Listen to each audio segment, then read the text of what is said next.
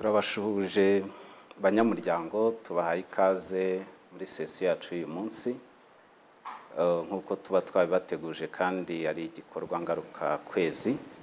Iyi ni SEM cyangwa se Student Empowerment Mission, ni umuryango utegamiye kuri leta kandi udaharanira inyungu.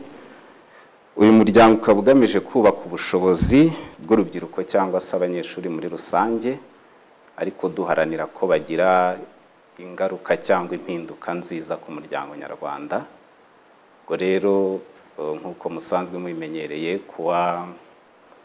ku cyumweru cya kabiri cya buri kwezi turahura tukagira icyo twita Inspiration Lab. Inspiration Lab rero ni ikiganiro aho dutumira inararibonye cyangwa se abakuru batubanjirije bakatuganiriza muri domaine zitandukanye z'ubuzima, harimo leadership cyangwa ubuyobozi bwiza, relationship ni imibanire n'abandi, business cyangwa finance ni uburyo bwo kwiteza imbere tugamije kubohoka uburyo bw'imibereho n'umutungo, ndetse na career ni gukora, umuntu agakora agatera imbere ndetse akagira success mu byo akora. Ubwo rero uyu munsi twatumiye inararibonye igiye kuba murikira ariwe Cleophas Barore, Pasiteri Cleophas Barore, abenshi izina si ubwa mbere muryumvise. Araza rero kutuganiriza kuri topic ivuga ngo Tools for growing your career, cyangwa ibifasha gukuza no guteza imbere urugendo rwawe cyangwa umwuga wawe cyangwa se icyerekezo cyawe. Karibu nyakubahwa Cleophas Barore, karibu mu kiganiro. Tubahaye ikaze tugira ngo mutangire mwibwira ababakurikiye, hanyuma kandi munakomeza mutuganiriza ku byo mwaduteguriye. Murakoze. Murakoze cyane. Reka bashimire kuba mwaratekereje gushyiraho umwanya nk'uyu, ariko bashimire no kuba mwangiriye icyizere mukantumira muri iki kiganiro no kuri iyi nsanganyamatsiko. Reka mbanze mbwire abadukurikiye ko numvise uvuga uti twebwe nta nyungu duharanira. Niba nta nyungu muharanira ntabwo muzatera imbere.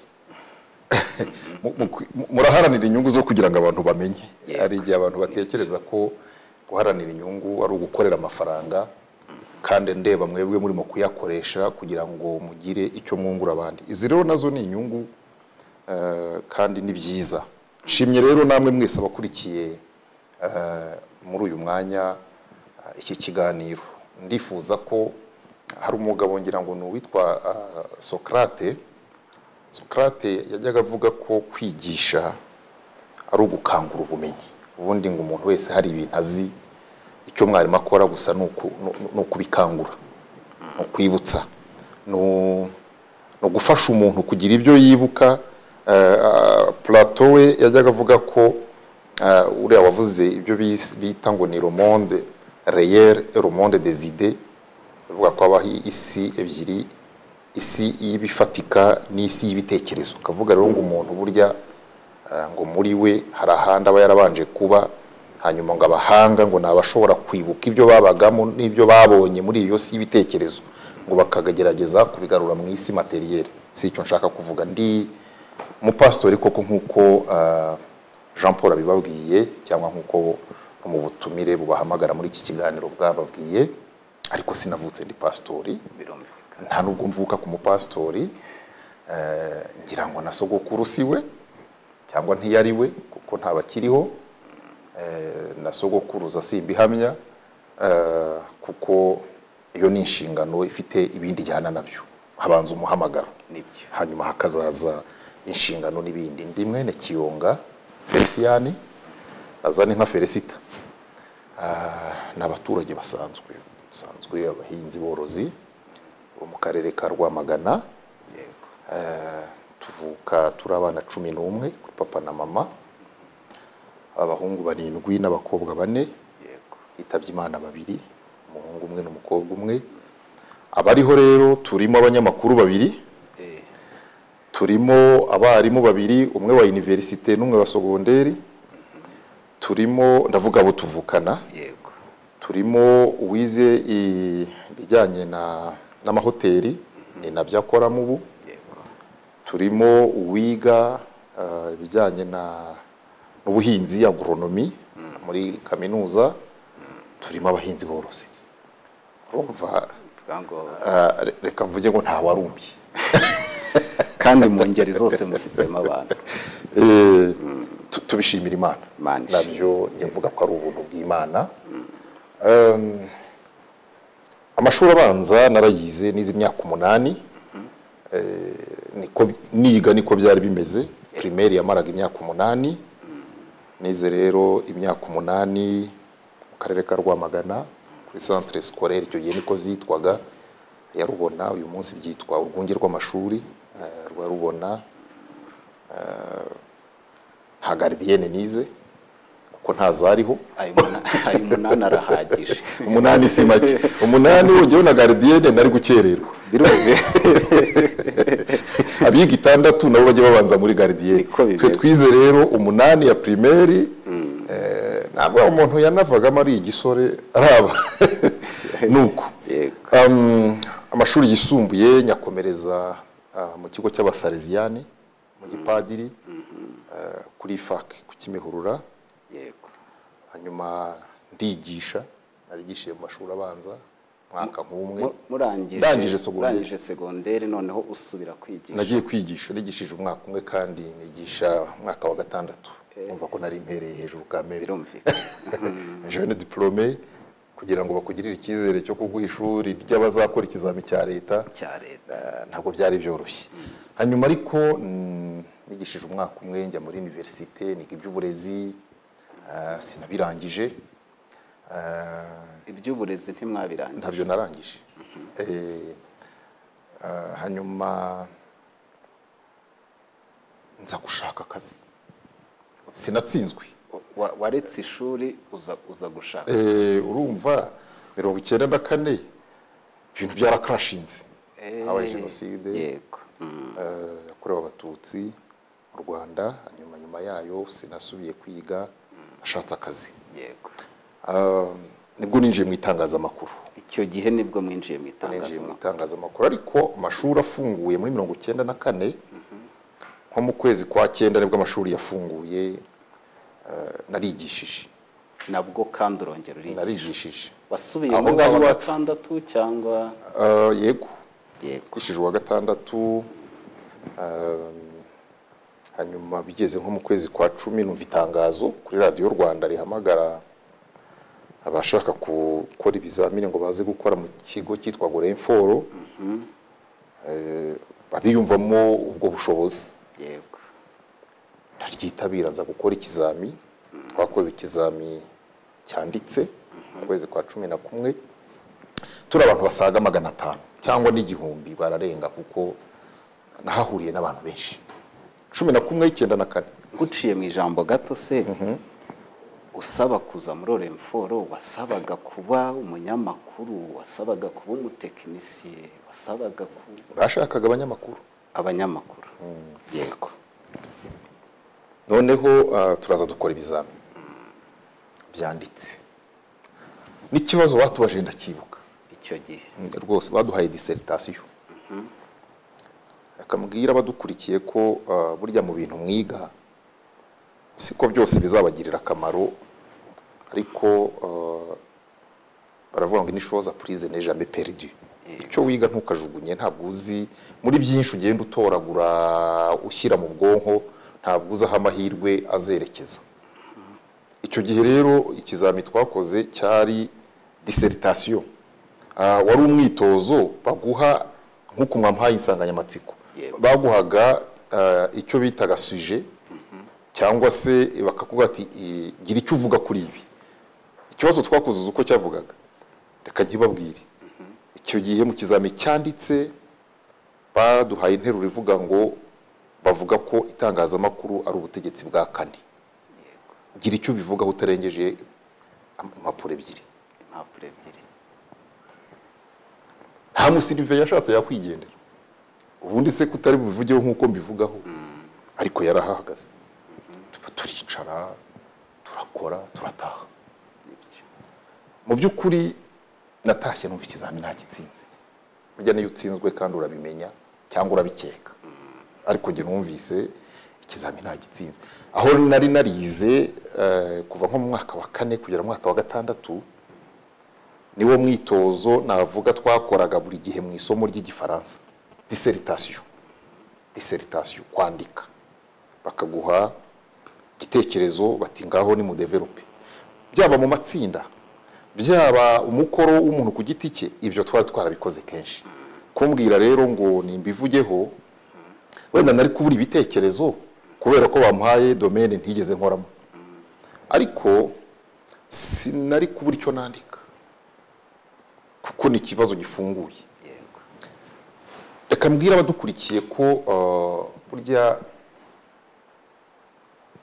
izijya guhona zihera mu ruhongore cyo bajya bakimenya aho umuntu anyura hashobora kumwubaka yashiritse ubute ashobora no kuhahombera cyangwa akahahombanira kandi hari ibyo yari gukura mu bizamugirira akamaro twabonaga iyo myitozo reka mbace mu ijambo gato yego nta kibazo ikiganiro cyacu gikurikirwa n'urubyiruko ndetse n'abakiri bato hari ukuntu ushobora kubanga izijya guhona zihera mu ruhongore ntibabyumva bakagira ngo uvuze urundi rurimi ariko bakwiye no kumenya urwabo kuko baravuka mu rwa Gasabo gerageza ubasobanurire gato icyo warusha umwana apfa mwiterura icyo kirumvikana kandi bacyumve gutyo nicyo bishaka kuvuga no kuvuga ngo iyo utagize ibyo witaho kiri muto kandi umunyarwanda yaravuze ngo ubagarira yose ntuzirizera ni byiza ko mwishuraho muri byiza ko mu miryango aho murererwa ni byiza ko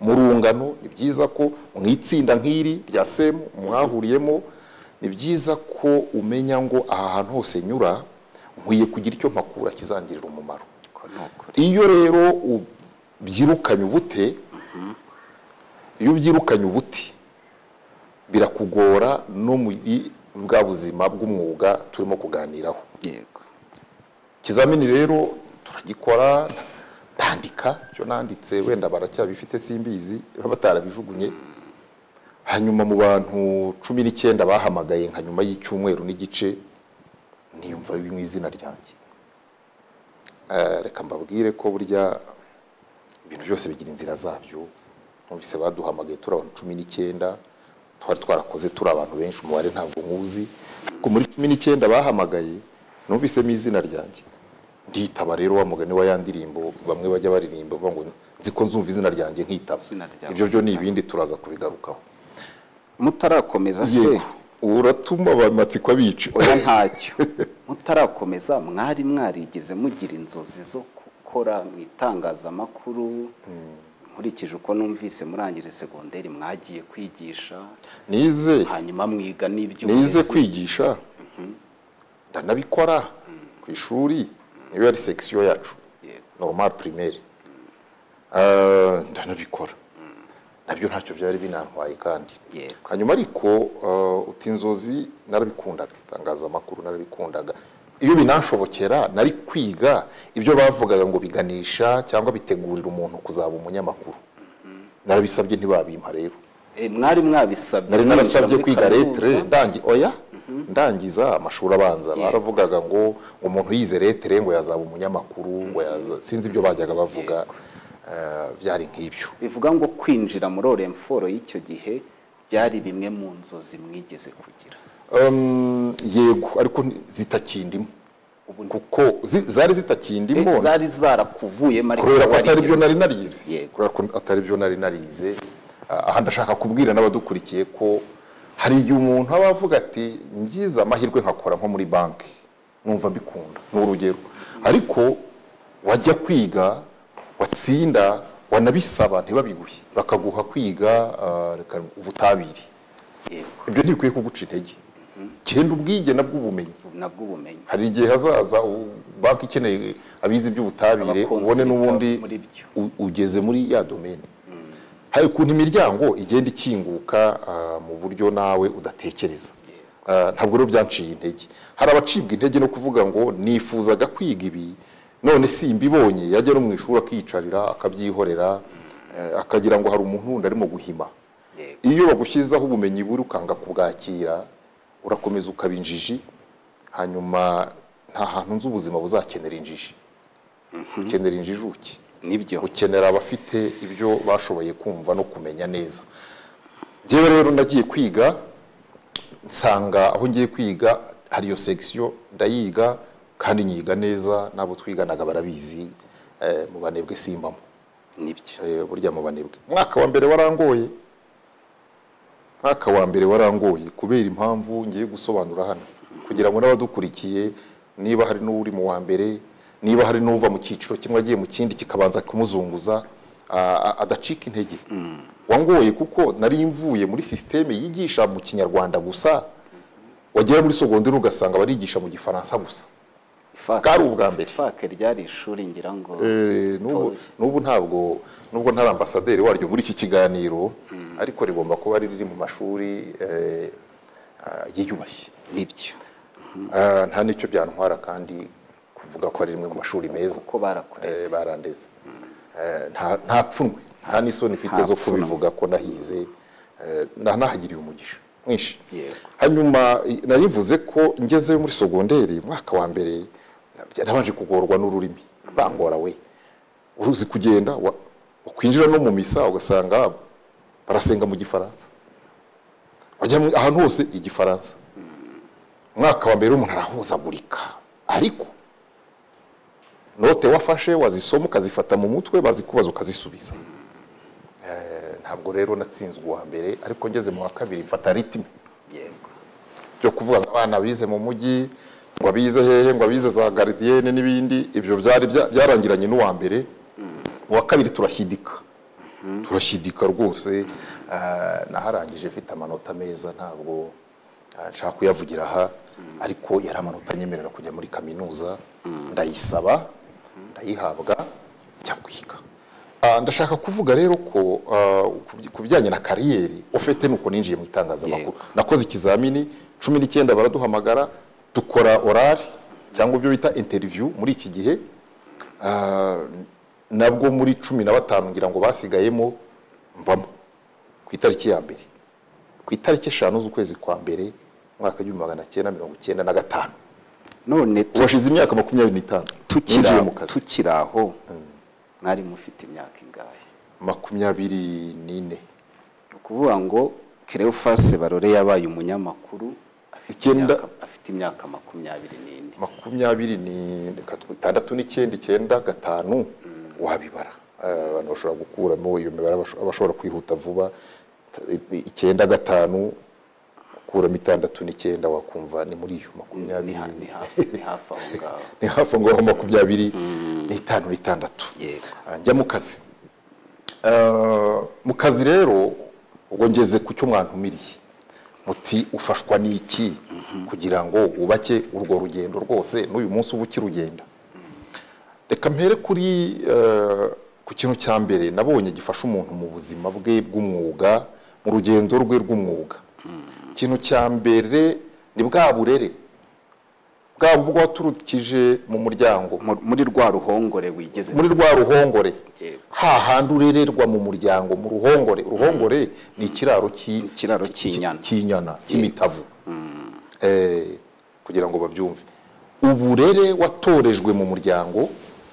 Iyo mvuga umuryango hasi nirengagije ko dufite abana b'imfubyi, ariko na hahandi bakurerera, niba ari kwa bene wanyu ni mu muryango, niba ari mu kigo cy'imfubyi barya bagukuriye ni ababyeyi. Burya ibyo bakubwira, burya ibyo bakubuza, burya ibyo baguhana, burya ibyo baguhanura, ni buhoro buhoro babagenda bagorora, bigera igihe ukazabona ko batakugiriraga nabi. Ndavuga rero ko uburere bwo mu babyeyi bwangiriye akamaro, kubera ko data nubwo atize ariko ntiyemeraga umwana usiba ishuri. Nta mwana w'iwacu atashyize mu ishuri.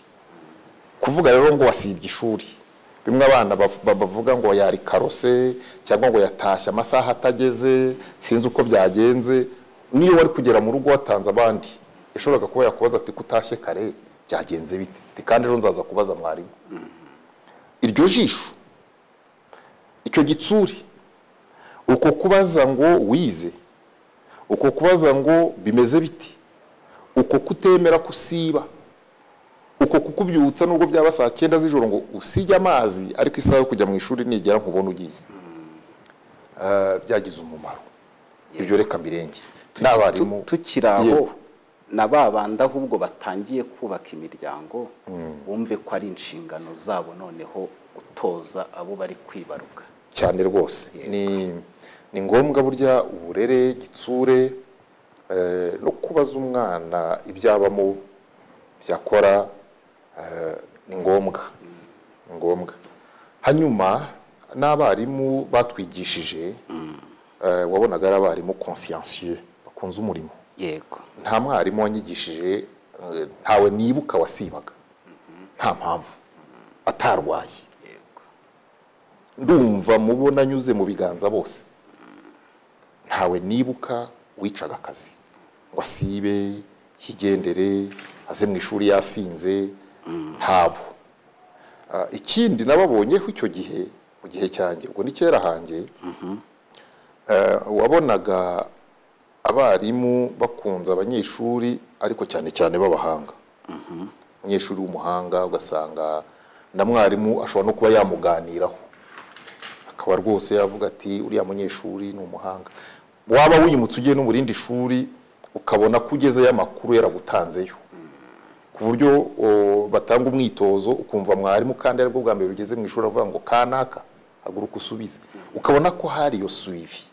N'uyu munsi abarimu ndabizi barabikora, ko nanjye mfite abana n'abarimu bajya baduhamagara, cyangwa waba bagiye kumva amanota cyangwa se atari n'amanota, ukumva barakubwira umwana wawe batari ko tubona ameze gutya na gutya na gutya, mwamushyigikira muri ibi. Hari n'abo twajyanaga bagiye basigaye bitangwa no gususha, bagiye gususha, kuzuza amafishi, ukumva mwarimu arakubwira ati ariko uyu mwana wawe nakugira inama yuko ibi nubwo abikunze ninjye wamwigishaga, nagerageje kubimubwira mbona atabyumva ariko bizamuvuna.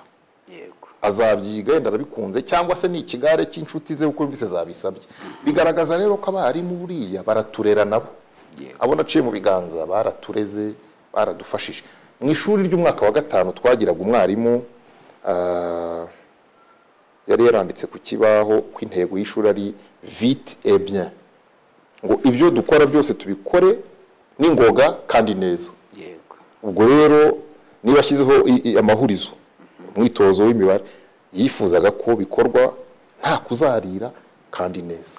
Niba ari igihe cyo kwandukura note ku kibaho, bikorwe nta kuzarira kandi neza. Ibintu byose vite et bien, iyo yari intego y'iryo shuri mwaka wa 5. No mu yandi mashuri ngeze muri sogonderi rero ho nsanga iryo shuri twizeho hari icyo bita mu gifaransa igitsure, ariko gishyize mu Kinyarwanda uri nicyo bita rigueur. Bagiraga rigueur.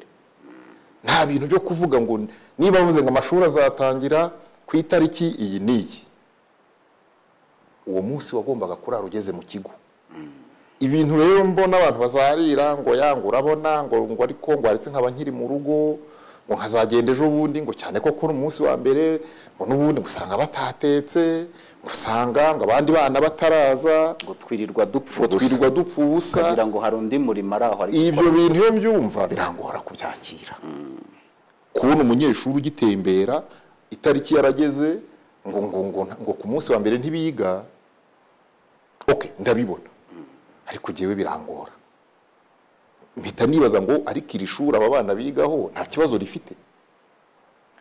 rifite, kubera iki abana batari ku ishuri? Ariko ibyo nibyo mu bihe byacu, ibihe ni byabyo. Hanyuma iryo shuri, impamvu natinze cyane ku burezi bwo mu miryango, bwo mu mashuri, nuko mu bisigara mu muntu kandi bikazamufasha mu buzima, ibyinshi abivoma aho ngaho mu barimu, ukabivoma aho wize sogonderi, ariko ukagenda unabivoma mu ndangagaciro zigenda zubakwa mu bintu binyuranye mugenda munyuramo, kuko umuntu si ubumenyi gusa, hari n'ubumenyi ngiro, hari n'imibanire ye n'abandi. Byagiye bidufasha. Byadufashije iki? ahantu nize sogonderi ndagaruka ku bintu bimwe navuze ikintu cya rigere cyangwa cya gitsure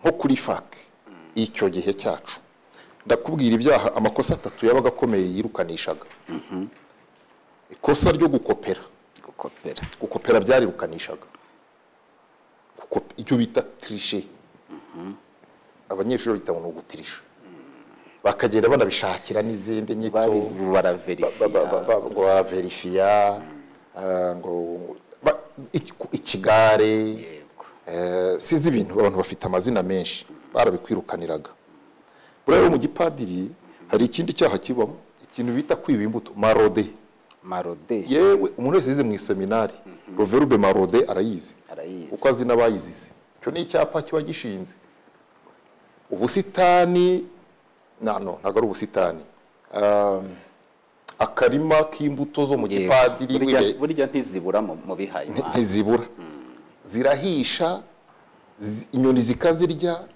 zimwe zikanagwa n'urwaguye urutoraguye urataha se buri icyo baba bashaka kwigisha ni ukukubwira ngo si ibyawe byubahe ejo kuko uzakora muri banki none kuba ukora muri banki amafaranga akunyura imbere uzabara y'abandi n'ay'abandi sa yawe uzayabara uyabike utahe ntayo ufite ibyo rero ni ukubigutoza uzi ibyo bita Rochien de Pavlov mu abize psychologie barayizi ni ukukubwira ngo byandike kw'iby'abandi ibyo utahawe si ibyawe gatatu ni ukuvuga ngo icyambere gukopera barakirukaniraga kubona ibyo utavunikiye ni ukwiba gukopera ni ukwiba tout simplement uwiba amanota yiba n'amanote iyo ni principe uwiba amanota yiba n'amanote ubwo nujya mu note waribye amanota n'inote ntibakirwe bakurenganya ngo warazitwaye buriya ubonye nditukirwe ubonye umuntu yiba inote wamenya uko byari burya n'amanota ukurikiye aho yize wasanga yaratunzwe no gukopera ntabwo ari ibintu yigira aho ngaho usange no umuntu bageza mu mafaranga agahita atekereza ngo ayanjye nayahe uwo muntu buryo unakurikiye muri background usanga aho yize yari inyanda mu itsinda bamushyizemo umurimo bakwiye gukorera mu itsinda harakoze abandi we bati mu nyandikeho cyangwa ugasanga ari wa muntu wicariraga inkota mu ishuri babyita ngo ni inkota aide memoire yari afite igipapuro birantangaza njya numva banavuga ngo no mu mashuri ya theologie abantu barakopera ndavuga nti si yarashize mumbabarire ntabwo byaba biteye akaga pasteur akajya kwiga ntiyijya agakopera ubundi bakwiye kugira ibindi ajya gukora bitari ibyo uwiba amanota rero nagera no mu note mukirwe mushakisha ngo mwibaze batuye umuntu w'Imana yabaye iki yakibaye kera gukopera barabyirukaniraga icyo wajya muri fake yabisangayo gusakuza cya gatatu kuvuga aho bibujijwe no kutavuga aho byemewe cyabaga ari ikibazo nacyo bakwibazaho batari kuri mwana uhora acecetse no mu gihe abandi bemerewe kuvuga agaceceka akigunga afite ikihe kibazo hanyuma ariko twagiraga umwanya munini wo kutavuga kubera ko reka mfate harimo utuntu dufasha umuntu kugeraho ibintu ukabifata mu mutwe kuko buri gikorwa cyabanzirizwaga n'inzogera yavuga ukamenya ngo iyi nzogera ivuze ishoje igihe cyo gukina mukava mu kibuga mucecetse mwarimo musakuza mu kibuga mukina umupira kina basket abiruka atletisme n'ibindi iyi nzogera yavuga itegeko ryari uko muva mu kibuga bucece mukajyaho mukarabira mugakaraba mucecetse mukajya kwambara mucecetse mukava kwambara mucecetse mukajya muri salle d'étude mucecetse aho musubiramo amasomo inzogera yavuga bamwe bakajya mu misa abandi bagakomeza bakiga abagiye mu misa ni bucece inzogera yindi yaza kuvuga ikaba ari saha yo kujya aho murira aho mukaba mwemerewe kuvuga saa moya ngira ngo hari nka saa moya n'igice sinibuka noneho refectoire birumvikana, akaba utera isengesho ryarangira mukarya mugafungura muganira,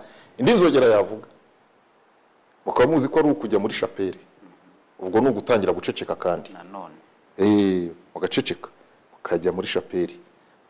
Chapelle ikintu nibuka cyansigayemo ni iki, yabaga ari amasengesho ariko buri mugoroba babaga bateguye umuntu uza kuganiriza abanyeshuri, cyo twitaga le mot du soir. Iyo babaga bagize umushyitsi niwe batuzaniraga, iyo yabaga ntawe abapadiri n'abafurere bariyaranjaga umwe muri bakaganiriza abana buri munsi. Ibyo bintu ni igitangaza, twahungukiye ibintu nanjye ntazi, sinzi niba bamaze no gukoresha kimwe cya kabiri cy'ibyo numvise muri ibyo biganiro. Utazabazwa bitari muri note ufata, ariko buri mugoroba bazanaga umuntu wo kuganiriza abanyeshuri, mot du soir ni nako ryitwaga, ijambo ry'umugoroba. Akaza byaterwaga na domaine, hari uwazaga akaba yasoma ijambo ryo muri Bibiliya akarivugaho, byari na gake. Akenshi uwo mot du soir yigarukiraga ku buzima busanzwe, ariko bushingiye ku gitabo rimwe na rimwe yabaga yarasomye. Wasangaga kenshi ari nk'igitabo yasomye, akaza agakuramo agateme gatoya akakabaganiriza mu minota mike. Hari n'igihe bageraga bagatumira n'abantu, gatumira conference. Ibyo navuga ngo mu bintu bigira umumaro wo kubaka umuntu, binamutegura mu buzima ubwo aribwo bwose, formation. Ikindi navuga kijyanye n'ibi biganza umuntu aba yaranyuzemo mu kumutegura mu kumurera, nuko amashuri ya icyo gihe yateguraga abanyeshuri mu rwego rwa segonderi. Navuga ko yateguraga umuntu amuha ubumenyi bwinshi, utuntu twinshi tunyuranye, naho atabicukumbura cyane, ariko bigishaga umuntu utuntu twinshi tunyuranye, multidisciplinarité y'amasomo, kuruta uko bakubwira ngo niba wiga imibare ni imibare gusa uziga, ngo niba wiga ubutabire ni ubutabire gusa uziga. Oya, icyo gihe navuga ko uburezi bw'u Rwanda ku rwego rwa segonderi baformaga ibyo bita ngo ni humanité. Humanité rero bakwigishaga ibintu byinshi, bakakwigisha imibare, bakakwigisha ubutabire, bakakwigisha physique, ubugenge, bakakwigisha kuririmba, gushusha, ubona nigeze nshushanya nubwo byananiye, bakakwigisha utuntu twinshi, ubumenyi bw'isi, imibare, Igifaransa n'icyongereza nizemo gike gishoboka. Hari uwavuze n'ikilatini narakize, hari uwavuze ngo ni byiza ko umuntu agira ubumenyi bwinshi ku tuntu, ariko nanone si byiza ko umuntu agira ikintu atarekisera muri cyo. Bivuga ngo biba bikwiriye ko nanone ugira ibintu bikifokasingaho kugira ngo ya kariyeri yawe irusheho kugira umumaro cyane kurusha abandi. Sinzi niba ni igitekerezo cye. Buriya muri sociology cyangwa muri domaine nk'iyi itari imibare, nta rimwe guteranya na rimwe bingana na kabiri muri domaine sociologique. Umwe arakubwira ati si byiza, byari bikwiye ko umuntu bamuha icyerekezo hakiri kare agakurira muri icyo, ibindi nabyo bikigwa n'abandi. Undi nawe akakubwira atari ku muntu akwiye kubagarira yose kuko atazi rizera n'iritazera n'irizarumba. Ni impaka bigoye kwinjiramo no kumenya ngo uyu aravuga ukuri, uyu aribeshya, biragoye. Ariko icyo nabonye cyo ni uko ubuzima bwo bukenera utuntu twinshi. Uramutse ugize umugisha wo kumenya utuntu twinshi icyarimwe, ukagira n'icyo ubamo inzobere, ni byiza. Ni nayo mpamvu buriya ku rwego rwa kaminuza niho abantu bategurwa kuba inzobere ku rwego rwa kaminuza. Ariko ku rwego rukiri hasi ntacyo bitwaye umuntu yize utuntu twinshi dushoboka. Niko ntekereza. Abagifite mbere na mbere na Bibiliya irabivuga ngo birakwiye ko umuntu aremererwa akiri umusore. Bibiliya ni kwivuga mu gitabo cy'umubwiriza ngo birakwiye ko umuntu aremererwa akiri umusore. Niba umuntu akiri muto niba murinda inzara, ariko bamuhata ubumenyi. Twagiraga umwarimu wigishaga ikinyarwanda yajyaga azana igisigo cy'imikarago nka 500. Kuwa mbere ati kwa kane muzakivuga mu mutwe. Tukavuga tuti ntabwo twiga ikinyarwanda cyonyine n'uwigisha ubumenyi bw'isi yasize umukoro n'uw'imibare arawusiga n'uw'igifaransa akatubwira ati bavandimwe yo mubwira ko muri refegitwari ibiryo byashizemo nari kumva ari ikibazo ati ubundi umwana arindwa inzara ntarindwa imikarago ati iyo mikarago yanjye kuwa gatanu muzayima umwana arindwa inzara ntarindwa imikarago niko yatubwira ngo umwarimu w'ikinyarwanda bikatuvuna bikatugora na ya disipline itari bukwemerere kugira andi masaha urenzaho kuko byari bibujijwe kujya kwibeta abandi ukajya kwigira muri toilette byari bibujijwe kujya n'itoroshi ngo uze gushyira mu ishuka mu gihe bazimije amatara habaga n'isaha yo kuzimya amatara yego ya rusange ubwo niba igihe utagikoresheje neza abaswahili baravuga ngo shauri yako wagombaga no kwiga gukoresha igihe neza nta bintu byo kuvuga ngo ndirirwa nidegembya ngo abandi nibaryama ngiyewe nge gukora inayiti niko twabyita ngo no gukora inayiti reka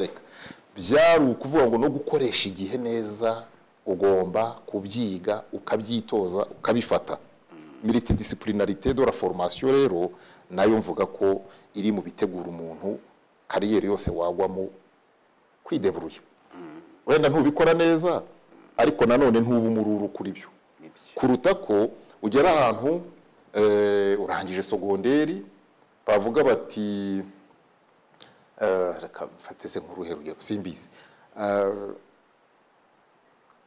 ugasanga umuntu yize nk'ibintu bimwe gusa uyu munsi iyo bavuze ngo atome ntabwo nabaza ngo atome ni iki nuko nize kwigisha atome ni iki wenda uwize ibijyanye n'ubutabire yabindusha cyane ariko ntiyavuga atome ntiyavuga chimie organique ntiyavuga tableau de Mendeleev ngo mbumururu kuri byo mbumushyitsi kuri byo ibyo rero byagiye bifasha reka nikomereze kwihanganira ndihuse ugeze mu kazi noneho nibiki bigufasha twahereye ku burere ukura mu ari uburere icyo ni kimwe tureba ibyo ukura mu ishuri wigamo n'abarezi uhura nabo ibiganza wanyuzemo ingeze ku cya kabiri iyo ugeze mu murimo kugira ngo wubake neza urugendo rwawe muri uyu murimo kandi urambemo no kwihanganira kuzamuka no kwemera kuzamuka buhoro buhoro ibi ngibi ndabizi ko ntari bubyemeranyweho na benshi ariko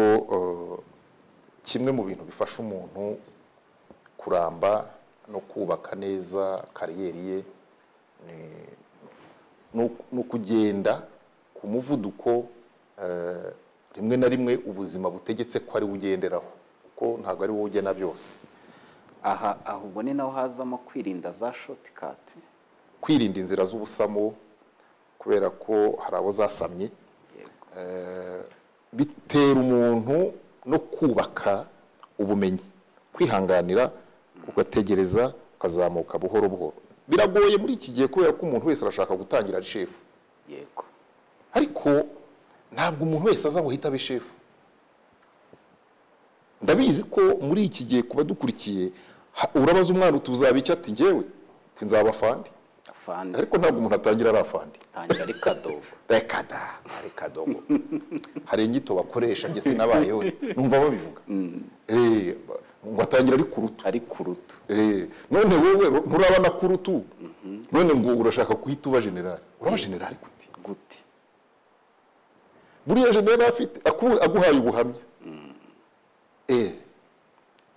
ni ukuvuga ngo abantu barashaka kuba ikintu ariko ntibashaka kunyura mu nzira ya kimwe na Yesu yaravuze ngo ni mu nkurikire nzabagira ugira ngo yarananiwe guhita bagira yavuze nzabagira muri nzabagira abarobyi b'abantu harimo process ya formation yego siko yabohereje muri stage ariko 70 akabohereza bakaza bakamuha raporo akababwira ati ndumva ibintu bimeze neza ariko mwitonde mugende gake Yesu niba yaravuze ngo nzabagira agafata iyo myaka yo kubaforuma agafata iyo myaka yo kubigisha agafata iyo myaka yo gukora bareba atari abakoresha kuki ushaka kuva mu ishuri inzozi zawe rugwituba CEO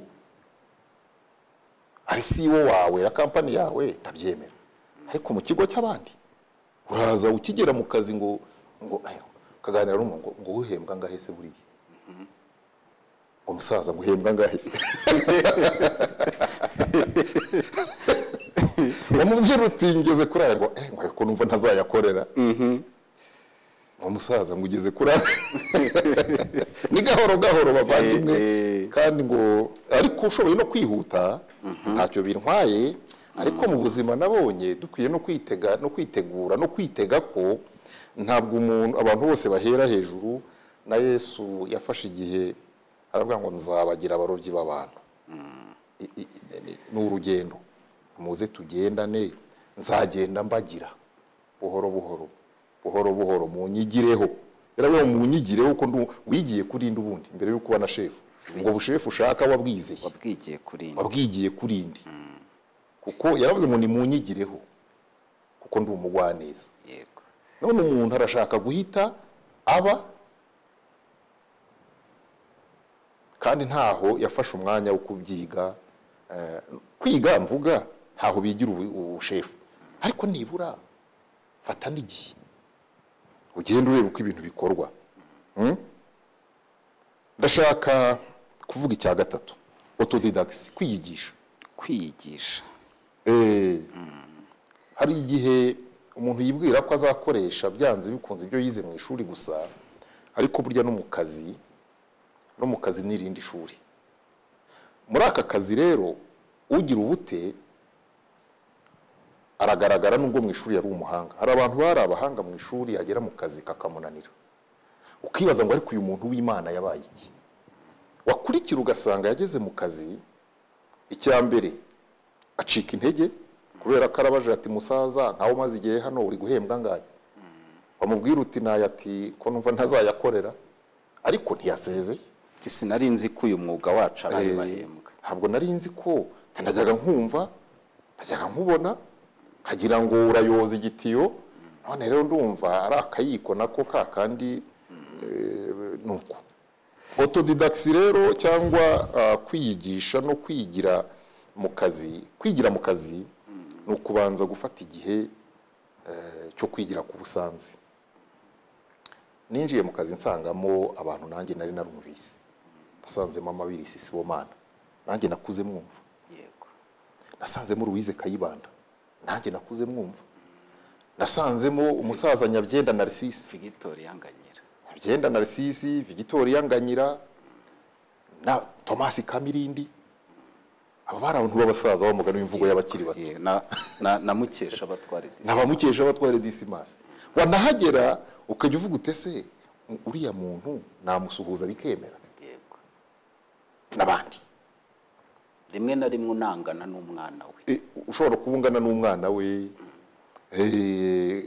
rwose kandi wareba uko bakora akazi bafite passion ukavuga uti noneho ikibazo nahise nibaza naribaje ngo ese ubu nanjye hari igihe kizagera inyuma yanjye mbe mfite y'imyaka 20 y'akazi ahangaha ko naribazaga ngo bishoboka bite aba bantu nakuze mbumva hari n'abandi badamu bagore bakoraga mu mvaho witwa Veneranda Hategekimana yabanje gukora muri Radio Rwanda bajya gukora mu mvaho c'était des icônes yuri umwana ubyumva aravuga utambo none uri rugezemo uranababonye muricaranye ubundi ntiwakabaye wicarana nabo yego muri université kera twagiraga ubwibone inzoga zimaze kuba nkeya tukavuga ngo izisigaye nizabamaze gutsinda amakredi nibura 15 urugero cyo gihe n'igihe zabaye uvuga ngo umuntu uzi ko ataratsinda amasomo ye nkarindwi abatashye hasigaye z'abasaza noneho ni amazi nari ntarakizwa nk'inywa inzoga yego none ugeze mu kazi usanzemo abo bantu bibitangaza ariko wabitegereza ukabona ntibagufashe nkaho uri kadogo ahubwo baravuze bati niwe mukozi mushya twumvise ukabona barashaka kukwiyegereza no kukwereka bagufitiye urukundo no kukwereka bati rero nuko bikorwa muri iki gihe nuko bikorwa hari abadashaka kuyumva bamubwira uti nuko bikorwa akavuga ngo suko nabyize akamwinjiye muri conflict ntacyo bitwaye nabyo ni byiza reka mvuge ko ari byiza kuko hari ukuntu uko yabyize gushobora kuzana impinduka nziza wenda zigahindura n'imikorere wari umenyereye ariko nibura wafata n'agahutege amatwi ubwo ati si uku bikorwa, kubera ko ku kibuga no ku ntebe y'ishuri haratandukanye. Hari igihe uba warabyize ariko wagera uko mu kazi ugasanga hari ibindi ukeneye kongera ku byo wize, noneho ibyo wize ahubwo bikazaba backup yo kugufasha gushyira mu bikorwa neza uko bikorwa uko bisanze. Byinshi rero umuntu abyigishwa no kwigira ku bamubanjirije. Hari umupastori ndamusuhuje Veniste Mugabo yaririmbye indirimbo ivuga ngo ibi nibyo twigiye ku birenge by'abatubanjirije. Yego, uremera kwigira ku birenge by'abakubanjirije niba ushaka kubaka kariyeri, kuko si ibyawe uje guhimba, hari abandi ubisanzemo, reka rero bagusobanurire. Noneho kubera ko wowe wize hari amasomo yandi moderne yaje, hari n'ubundi buryo bushya bishobora no koroha kuruta uko abo basaza dataho n'abo bakecuru babikoraga kandi bibanabagoye, uze kubunganira ariko wafashe n'agahe ko kumva. Aha haba ibibazo bibiri, hari uwo babwira bati igengesere tukwereke, akavuga ati mwebwe muri depase. Ariko hari n'uwo basanga mu kazi nawe akikanga ko baje kumusimbura n'ibyo aza akabihisha. yego, Akamera nka rusake ngo ihuye na sakabaka. aho niho nari gutinda. Reka mbanze mvuge ako gatekerezo ntakibagirwa. Sakabaka ngo yavuye guhaha, inkoko zikunda guhina akaguru zigahagarara kuri kamwe. Yego, Ntabwo nzi icyo ziba zishaka ariko abazitegereje barabizi. Noneho sakabaka ngira zihura na rusake, rusake yikoreye ihaho. Sakabaka iti sha rusake uhahiye. Noneho rusake arayibwira iti mpahiye inyuma ariko baraguca akaguru kugira ngo baguhe ihaho. kuguca akaguru Ariko akaguru yari yagahishe. Sakabaka iriruka igeze iti munca akaguru ariko mumpe ihaho. Babagakuyeho igitekerezo. Yego, Ngo haba ariho haturuka urwango rwa sakabaka n'imishwi na nubu. icyo nendaga kuvuga yenda mwari mwakomojeho ku kwiyigisha. Hari abantu bamwe mu kazi bagira icyo twita insecurity, ku buryo iyo abonye umujyambere atangira kumubona muzamusimbure. Nicyo naringezeho mvuga ngo muri kariyeri hari abahuye na bariyeri z'uko abo basanze banze kubakira, babikangamo kubasimbura ku mpamvu ebyiri. Hari igihe koko n'umuntu aza kubwira ati mwigire reka abato baje. Hari abayobozi bigeze kujya babivuga ahantu, ngo abato baje bishyira insecurity mu bamaze igihe mu kazi, bakumva nyine murabirukanye, bakumva barapfuye. Uvuga icyo bakora nabo ni ugushyira kode ahashoboka hose kugira ngo abato n'ibyo yibwiraga ngo arabizi, akajya ahora murega ati abasasi bo mudukangisha abasi babaye injenyeri mwavugaga. Yego, naho ubwo bafite tena yamushyiriyemo kugira ngo niyo enjeniyora ye bigaragare ko ntabyo. yego, ariko ku bantu bashaka kubaka neza nta muntu ukwiye gushyirwa muri insecurity no kuvuga ngo abato baje. Niba baje nibaze ni byiza ubakire, niba igihe cyawe cyageze uzagenda, n'ubundi nubwo washyiramo kode wagenda. Ibyo rero njyewe navuga ko twagize umugisha wo gusanga abatwakira, reka mvuge yenda bari badukeneye, bumvaga hakenewe abakozi benshi, tujyamo baradutoza. Nasanzemo ba Solange ya none bariya bari barakoze no muri Orenforo na mbere ya Jenoside. Dusangamo ba peacemaker, dusangamo ba Mabirisi, dusangamo n'abandi baratwakira, badukorera icyo muri iki gihe mbona cyahagarutse kandi cyiza. Hamwe ntibagikora ariko kirakwiye. Badukorera icyo twakwita icyumweru kimenyereza. Kumenyereza umukozi mushya, reka mbabwire mwebwe abadukurikiye, umuntu mushya nta muntu utaba umururu ahantu ataramenyereye, ntibazakubeshye. Iyo uhageze rero abo usanze ntibakwegere, ntibakubaze batuje gukora muri iyi department, wize ibiki, yo nikaze. Hari n'igihe ukomeza ukikandagira, cyangwa se nawe iyo uje datuje muri envelope, kuko nabyo bibaho. Hari abaza babikandagiza abandi ngo nge nta kizamini akoze ariko nanjye nahageze, ndetse ugasanga arashaka kurisha ubwo hejuru kuruta gukorana n'abo bari ku rwego rumwe.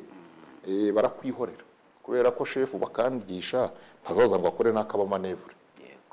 Iyo ushatse kudakorana nabo mukorana kanivugire, niba uje uri umunyamakuru ugashaka kurisha ubwo hejuru ngo uzajya ukorana na deje korane na head wa department hanyuma abagenzi babasuzugure, urakoze cyane. Ariko nutegura ikiganiro ubwo ni nabo uzajya ugisha inama, ni nabo bazajya bagutegurira ibibazo, bagenzi bawe nabaswa nyine, ubwo niko wabafashe. Iyo ushaka kubaka kariyeri rero wubaka kariyeri horizontale, bagenzi bawe muri kuri desk abuje usanga imikorere n'imikoranire uzagirana nabo bizagufasha kujya imbere cyangwa udindire. Icyo kintu abantu ntibajya bakitaho. Umuntu akaza relationship uko abanye n'abakolege bo ku rwego rwe, iyo utabihaye agaciro hari n'igihe baguhima. Ntabwo ndibo kubishima, reka mbyite nuko umuntu yabyita no kudakizwa. Nubwo mu kazi ntabwo ukiritse no gukizwa tuvugayo, tuvuga akazi. Ariko mu by'ukuri umuntu uje abagana nubwo azanye diplome iruti yawe, nubwo rwose ibyo yize ndabinaruta ibyo wowe wize, ariko burya uko byamera kose ni umushyitsi mu kigo, ni wowe wamwakira, ni wowe wamumenyereza. Rimwe na rimwe ni nawe ufite kode ikingura studio ari bujyemo, wenda ntibaranayimuha. Ni wowe ukwiye kumubwira uti abashoferi bacyura abantu saa moya, izindi modoka zigataha saa 3, ibyo batarabimenya. Cyangwa agacyayi bakanywera hariya. Uzi ko hari n'umuntu uza ikigo gifite kantine yemerewe kuba yajyamo akiyandika, ariko bakamubwira bati hariya naho abasiniya. Yego. Akazabimenya nyuma ako yari yemerewe icyo cyayi. Ubwo se urumva ko kazi wazagakora ute udakoranye neza nabusanze. Wigira kubusanze ariko ukiyigisha. Ushobora no kureba uko umuntu akora. Kandi kwiyigisha mvuga autodidaxi, wiga ubumenyi ariko ukiga n'imyitwarire. Niba nakoranye n'umugabo ntiyajya agakererwa na rimwe, imodoka itinze kumujya kumufata yarazamukaga n'amaguru. Ariko umuntu wubura amubwira uti ko wakerewe akazi, ati umushoferi namubuze. Iyo utega moto se warakareka ngo nurese wahemberwa iki? Si byose. None se akazi kapfuye nake cyangwa nakawe kagendeyemo. Ubwo tugeze kuri ya teamwork ariko na responsibility. Impamvu umuntu abavuga atyo yakuriye mu muryango usigana. Buryo ugiye niwe wasanga nyine gusigana ari kimwe mu ndangagaciro. Ariko iyo uzi icyo ukora, iyo umaze kumenya ngo ngewe ndaha service rubanda, hanyuma ibyo bindi ni interne, ubu siyo ntaza wenda tutonganiye nko mu nzira, ibyo ntibibaho. Warabikijwe nanjye narabiretse kandi narabikijijwe. Tutonganiye mu nzira ariko mwamaze kuvuga ngo barora ari buze, twagera haravuga nkuzi n'ibindi nkivumbura ndatashye. Aba bantu bari kuzuka babwira uti mutubabarire ikiganiro nk'iki kibonetse, hari ikindi warenzaho? You are not serious. Kuko ntiwabona wabwiye abantu ngo kuva saa 9 kugera saa 11 bafite ikiganiro, none urakibuze. Are you serious? Ukiburishijwe n'iki? N'ibibazo biri inyuma mu gikari batari buze no kumenya ibyo ari byo. Iyo rero iyo winjiye mu kazi urabanza ukamenya ngo ari abantu nshinzwe guha service n'ibandi. Niyo mpamvu batubwiraga ngo niba unavuye mu rugo utonganye nabo mu bana, kuri mikoro nta ndirimbo zijya gucyurira abo bantu mwatonganye dukeneye. Kuri mikoro urabwira abantu batazi ibibazo ufite. Ni kimwe no kujya kwigisha, kubwiriza, padiri usoma misa, pastor wigisha cyangwa ubwiriza, shehe ni abahagaze yigisha, imam. Ntabwo abakuri imbere bakeneye kumenya ikibazo wagize mbere yo kuza. Icyo bakeneye no kubabwira ubutumwa wateguye ugiye kubaha. Iyo wumva uri buze kwigisha ugakubitira kanaka mu nyigisho yawe, byihorere. Urigishiriza iki wahaye undi akigisha. Ibyo rero ni ngombwa. Kwigira ku bandi, reka mvuge ko iki cya autodidaxi, kwigira ku bandi, kurebera ku bandi bari mu mwuga urimo, kudacika intege nubwo ibiguca intege bitabura. Kurebera ku bandi bari mu mwuga urimo hari abo mukorana ariko hari n'abakora ahandi. Iyo domaine niba hari abandi bayirimo, niba uri umuganga hari abaganga mukorana, hari ibyo ubiyigiraho, ariko hari n'abandi baganga bakora ahandi wabitegereza. Hari n'ibitabo byanditswe kuri iyo domaine ukwiye kubisoma, ntibigarukire gusa kuri cya gihe ufite diplome. Njya nicara n'ubu ngubu maze iyo myaka yose 25 mu itangazamakuru, nanjye hari ibyo nkigira ku bandi banyamakuru. Ntuvuge ngo wenda bandushe experience, oya, hari n'igihe ndeba ikiganiro kuri televiziyo runaka cyangwa nkumva radio runaka, nkumva ko umunyamakuru arimo kubaza umutumirwa, narangiza nkavuga ngo uyu munyamakuru ni umuhanga cyangwa uyu munyamakuru hari ikibazo atabajije kandi cyari ngombwa. Sinzi uko bimugendekeye. Muri iki gihe noneho icyo dusigaye tunemera mu bifasha umuntu ni ukumenya ko umutwe umwe hari ibyo wifasha ariko ko ukeneye n'abandi. Niyo mpamvu dusigaye tujya muri studio tugashyiraho n'umurongo wa telefone, kubera ko ntabwo umunyamakuru ari kamara ku buryo ibibazo byose rubanda rukeneye kubabariza waba wabiteguye ukanabitekereza. Tukavuga ngo reka dufungure umurongo, yewe ukaba watanze na page ya Facebook yawe kugira ngo na topic wayitanze kugira ngo abantu bagufashe gutegura no ikiganiro, niba hari nibyo wibagiwe bakunganire. Kunganirwa rero nabyo biri mufasha umuntu kubaka kariyeri ye, kandi bikarangira abantu bavuze bati atari kuzi ko buri ya Jean Paul ari umuhanga, tumuvise ko ibibazo byose yabibajije. Wageze se ngo ndiwe wabitekereje wenyine? Hari ibyo wabajije bagenzi bawe uti ko ngiye kwakira minister kanaka harya mubaza iki? Nanjye ndabikora ubu. Yego biterwa n'abari bugisha inama, ariko hari umunyamakuru mpamagara nkamubwira nti niko ye ejo nzaba mfite insanga y'amatsiko iyi nateguye ibi nibi, kuko ntabwo ugomba guhera kuri zero. Urumva ntacyo nibagiwe, wenda akababwira ati niki cyangwa se ati usome iyi document. Urumva uko gukorana birigisha kumva ukunze ibyo urimo. Ni icya kane. Nyuma ya utudaga hari abakureze, hari kutagira umururumbo wo kuzamuka vuba, hari ukwiyigisha no kwigira ku bandi, ariko no kumva ukunze ibyo urimo.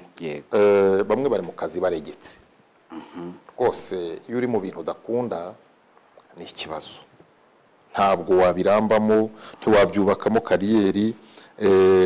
Reka mbabwire ko iyo uri mu bintu ukunda urabikora n'amasaha yo kuba wajya ku meza ukayirengagiza.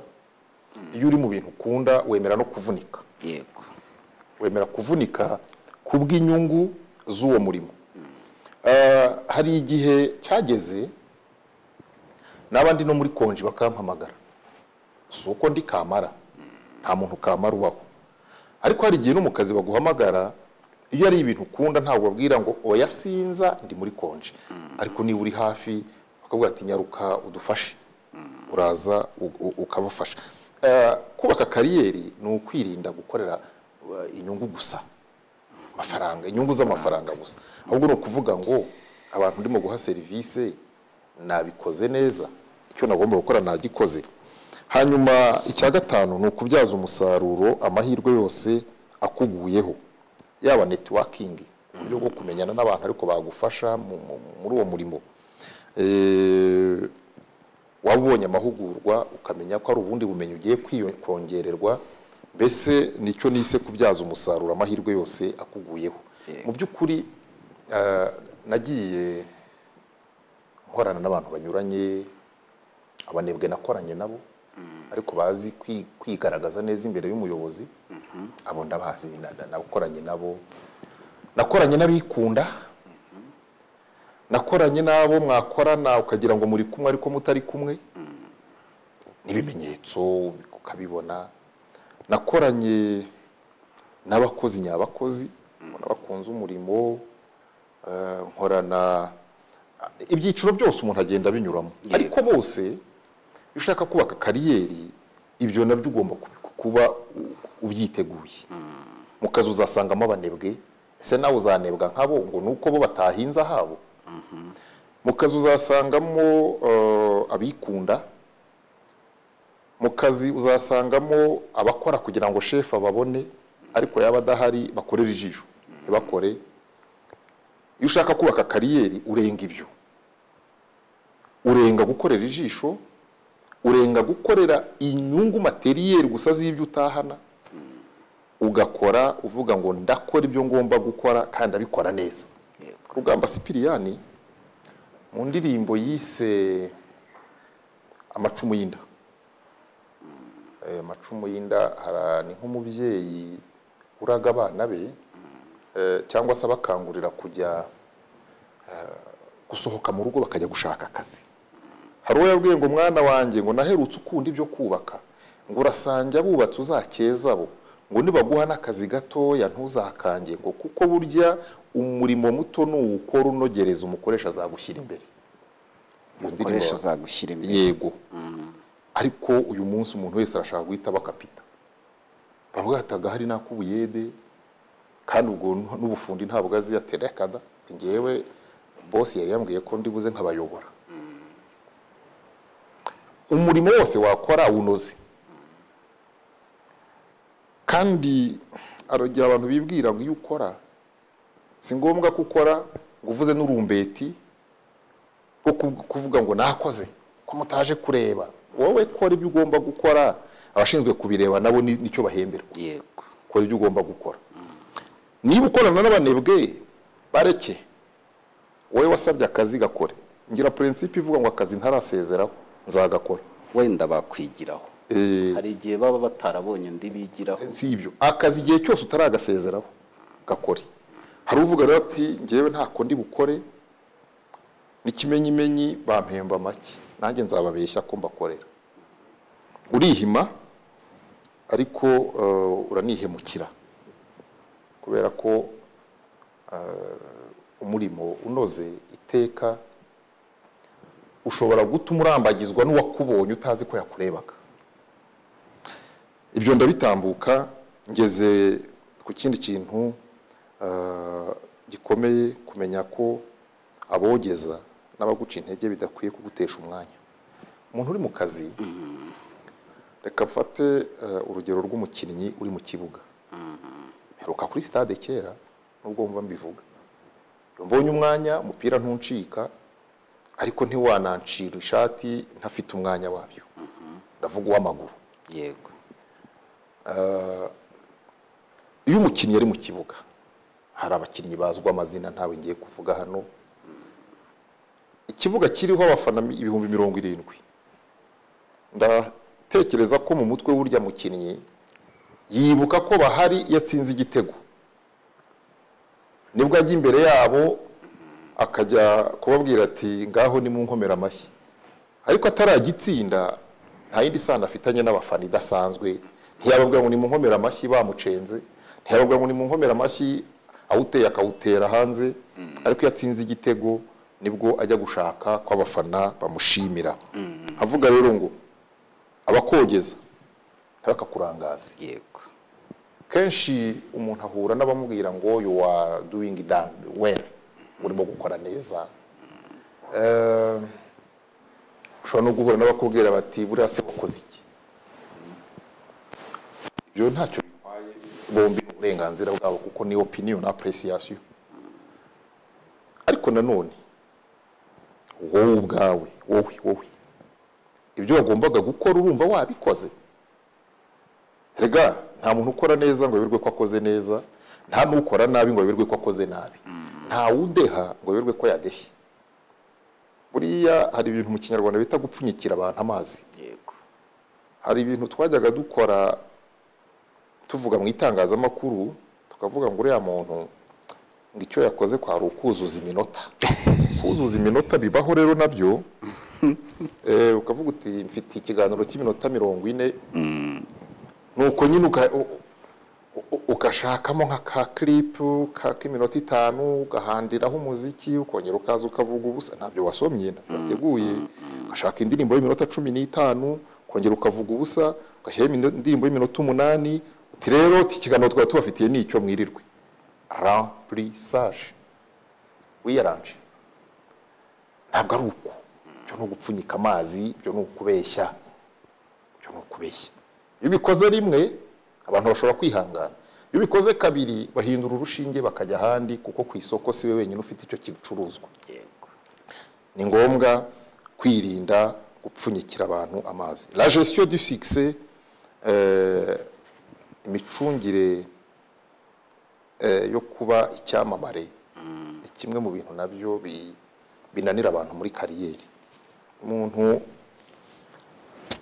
arakora ikintu abantu bagishima,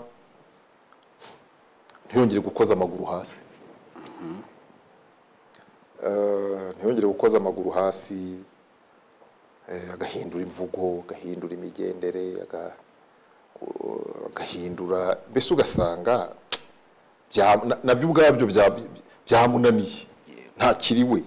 Wowe ngiye umuntu ambwiye ati uri igitangaza, namwe nti hafi utantera ubwibone, ndi umuntu nkawe, ujye unsengera. Iyo bakubwira ngo uri igitangaza rero ugahita uba cyo, ntacyo bintwaye.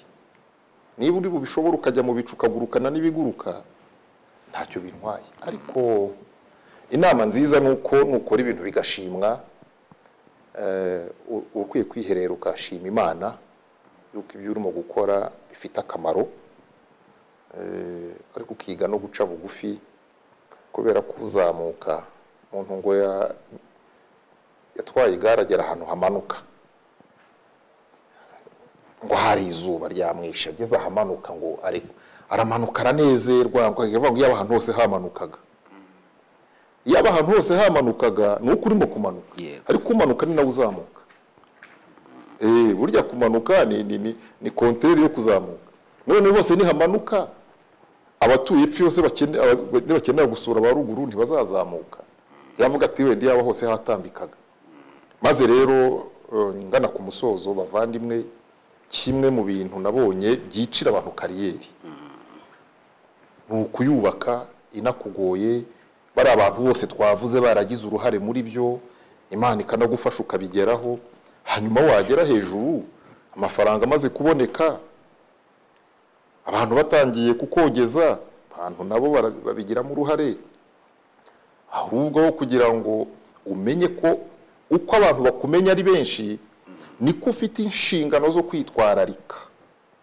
Ahubwo ugasanga nibwo umuntu agiye gutandukana n'umugore niba yari umugabo wubatse, nibwo umuntu agiye gutandukana n'umugabo niba yari umugore wubatse, nibwo umuntu amafaranga kuyabona ugasanga bizamuye indi mico n'indi migirire bitarimo indangagaciro.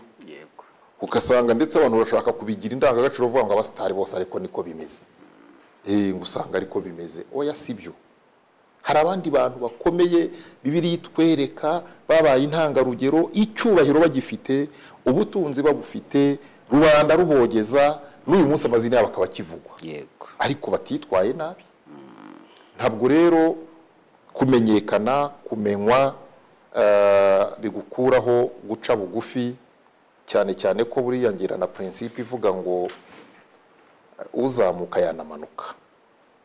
Niyo mpamvu iyo ugize amahirwe ukagira umugisha wo kuzamuka, ukwiye kwitonda, kuko no kumanuka birashoboka. Nagiye mbona abanyuraho bazamuka, mbona n'abanyuzeho bamanuka, bari barazamutse. Kandi mu myaka mfite narababonye umuntu yazamuka, ni byiza, nta nicyo bitwaye, nta n'uwo njya ngirira ishyari, ntibindeba. Muri kariyeri reka mbinginge bavandimwe, ikintu bita ishyari ni umwanda, c'est dommage. Ntabwo ukwiye kugirira ishyari mugenzi wawe, ibyo ntacyo bimara. Hari n'abantu bakorana ugasanga umwe akimbiranye n'undi, nk'abana b'inkurikirane nabo b'uburere buke, baha ibiryo akabanza kureba mu isahane ya mugenzi we, turi afite byinshi, ariko uriya ko afite byinshi. Rero si ibyo ufite byo wabiriye, bimare baguha ibindi. Ariko icyo nagiye mbibona, nagiye rero, niyo mpamvu nteguza abantu ngo muri kariyeri ejo muzaba muri abantu bari mu mirimo, mugende muzamuka. Ariko reka mbabwire ngo uzamuka aranamanuka. Kandi ba bantu urimo kunyuraho uzamuka, ari umugabo twigeze gutumira ngo aza tuganirize, sindi buvuge amazina ye, twamutumiye ngo aza tuganirize, ngira ngo bari bamuhaye na teme yo kuvuga ngo icyifuzo nuko Imana yatuzamura. arangije aratureba afata ijambo, soma ijambo ry'Imana, ariko araje avuga ati reka mbaganirize. Aratubwira ati Imana yo mu ijuru, keretse niba ari indi Mana muvuga, sinjiji, ntukayijijishe. Mbere yo kuyisaba promotion, wowe ubwawe are you promotable? Kwa kundi ukora ubundi urakwiriye, wumva ukwiriye ko wazamu ko umukoresha yagutekerezaho. Mbere yo kubisaba Imana, wowe ubwawe agasuzugura ugira mu kazi, uri umukozi wo hasi bakakuzamurane, uri igica uciye bugufi barakuzamura ukazamukane, hari uzagushyikira, hari uzakwishyikiraho. Are you promotable? Mbere yo kubwira Imana ngo duhe promotion, kasoreza aha bavandimwe mu murimo, mu kazi, ibyo muzakora byose mu bintu bifasha kubaka kariyeri. Ni ibyo byose uko nabivuze, aho wanyuze bizagufasha, abo muzakorana bazagufasha. Twigeze kugira umwarimu yajyaga natubwira ngo kandi ibintu byose birigisha, akatubwira ngo meme me coque me duque, ngo inkoko zanjye zirandera, ziranyigisha. Ngo yaribaza ngo kuki saa kibika buri gihe saa 8:30, tubunge nihaye kujya mbyuka saa 8:30 nabishobora, ariko yirabishobora. Ubwo rero tunyura muri byinshi biduforuma, tukanyura no muri byinshi biduforumata, mu biduca intege n'ibidutera imbaraga. Ibyo byose bana bato, ubuzima buri imbere, Imana nibaha kumenyekana, muzace bugufi kuko icyuhira ari icyayo. Yego, ndashoje. Murakoze nyakubahwa Barore. Reka nongere mbwire, umugabo umwe yaravuze ati nta uranyita nyakubahwa.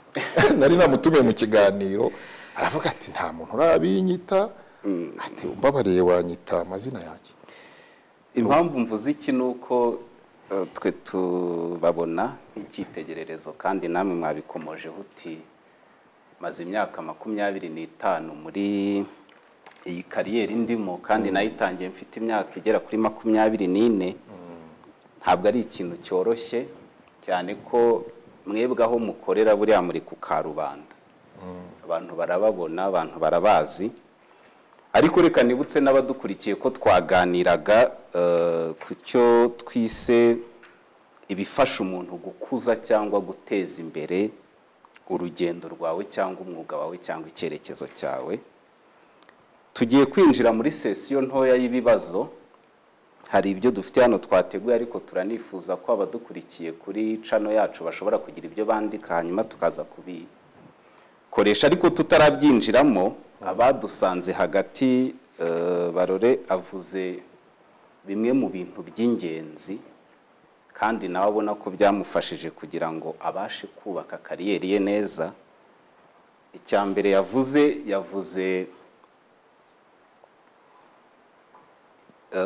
yavuze ibiganza umuntu anyuramo, hanyuma avuga kwemera icyo urugendo rugutegeka, ukazamuka buhoro buhoro wirinda gusimbuka inkike cyangwa guca mu nzira z'ubusamo.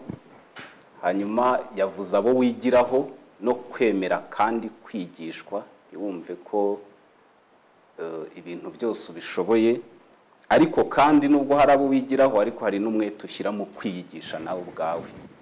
Ntube wa wundi uvuga ngo ubwo nakagezeho bakaba bankize kuri liste y'abahembwa, ibyo birahagije, ahubwo ukumva ko ukeneye no kwimprovinga ubumenyi ufite.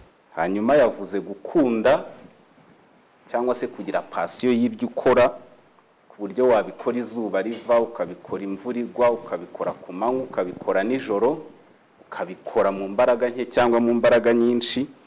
Ariko kandi yanavuze kubyaza amahirwe cyangwa kubyaza umusaruro opportunity uhura nazo, abantu uhura nabo mu buzima, aho ujya gukorera hatandukanye, trainings ukora nabyo yabikomojeho. Hanyuma kandi yavuze ko muri urwo rugendo, yego harimo abafana, harimo n'abacantege, abo ngabo ngo bima amatwi, wowe ugatumbira intego. Ariko kandi yanavuze ko ushyira imbaraga mu gutanga ikintu kizima. Yakoresheje terime ngo nukwirinda gupfunyika amazi. Nawe ku buryo usubiye hirya ukareba uvuga uti iki natanze nicyo nari nkwiriye gutanga, ndumva mpamanya n'umutima wanjye. Icyanyuma rero ashoreje ku micungire myiza yo kuba icyamamare. hari benshi rwose kwamamara byica ariko akirengagiza ko afite imyaka myinshi yo kubaho ariko umwaka umwe wo kwamamara ugahita uhinduka imbogamizi y'indi myaka myinshi yari kuzamamaramo. Turamushimiye Barora, ariko kugira ngo dukoreshe umwanya neza reka mpere ku bibazo bikeya mfite aha ngaha. Ahari ntabwo biri bworohe kukubaza nta kibazo, natwe dukurikije uko ujya ubaza abandi ubanza byinshi uba wabyiteguye. Ariko ikibazo cya mbere turibaza, ubundi nubwo umuntu ari muri kariyeri ariko hari na role afite cyangwa se umuhamagaro cyangwa se inshingano afite nk'umuntu. Uyu munsi nubwo watubwiye ngo gukunda icyo ukora haba ku manywa cyangwa nijoro, ariko ntibikuraho ko uri umubyeyi, ufite umuryango, uri umugabo, ufite umugore, uri umwana, ufite ababyeyi, uri umuvandimwe, ufite abo muvukana, kandi abo nabo hari ubundi buryo bagukeneyemo. Aha rero turibaza tuti guhuza iyo kariyeri yawe ariko na ya role yawe y'ubuzima, kandi binagaruka kuri kimwe yigeze gukomozaho ngo bataguha mikoro ugatangira kubwira abo wasize mu rugo. Noneho kandi hari n'abavanga za role zabo, bamuha telefone yo gukoresha mu kazi akaba ari yabanza gukemuza ibibazo bye, ejo amayinite yamushirana agatangira kwica akazi. Ni gute umuntu ahuza role ye y'ubuzima na kariyeri ye? Sinzi niba ndabivugira rimwe cyangwa nacyumvise. Oya, ntabwo wabibariza rimwe mu itangazamakuru, kirazira. Yego. N'abadukurikiye reka mbibabwira impamvu tubibuza. Bibajije umuntu ibibazo bibiri cyangwa bitatu icyarimwe, asubiza icyanyuma kuko nicyo aba yibuka, cyangwa yaba abyibuka byose agasubiza kimwe muri bitatu, ibindi akakwihorera. Ubwo rero reka mpere kuri icyo uvuze. Guhuza umwuga, umurimo n'izindi nshingano umuntu afite nk'umubyeyi, nk'umwana mu muryango, ni ngombwa kuko umuntu mbere y'uko ujya mu kazi ukajya mufite aho waturutse.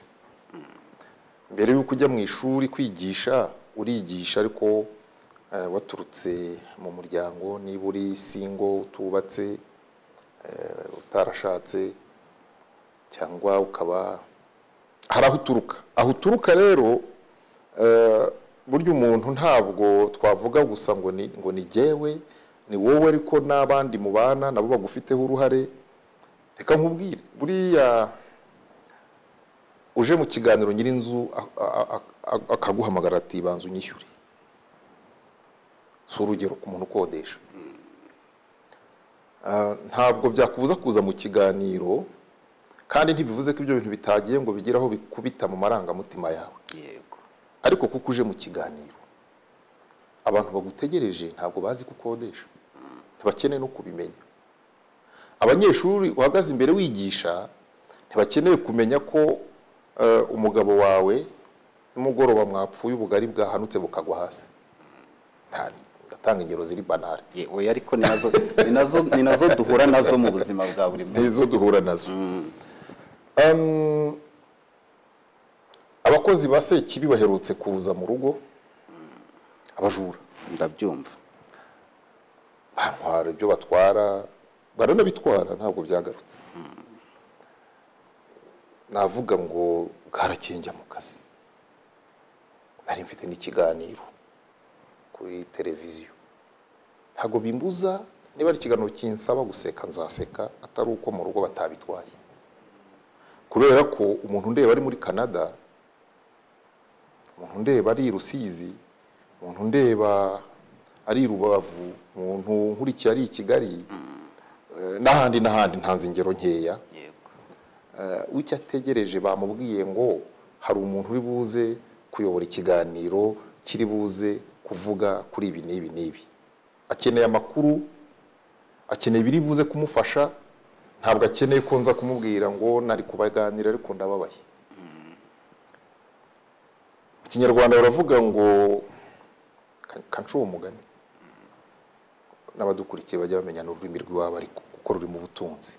Ikinyarwanda baravuga ngo intimba y'intore ntiyibuza guhamiriza. burya baba bashatse kuvuga ngo niba umurimo wawe ari uguhamiriza kugira ngo itatayininga abantu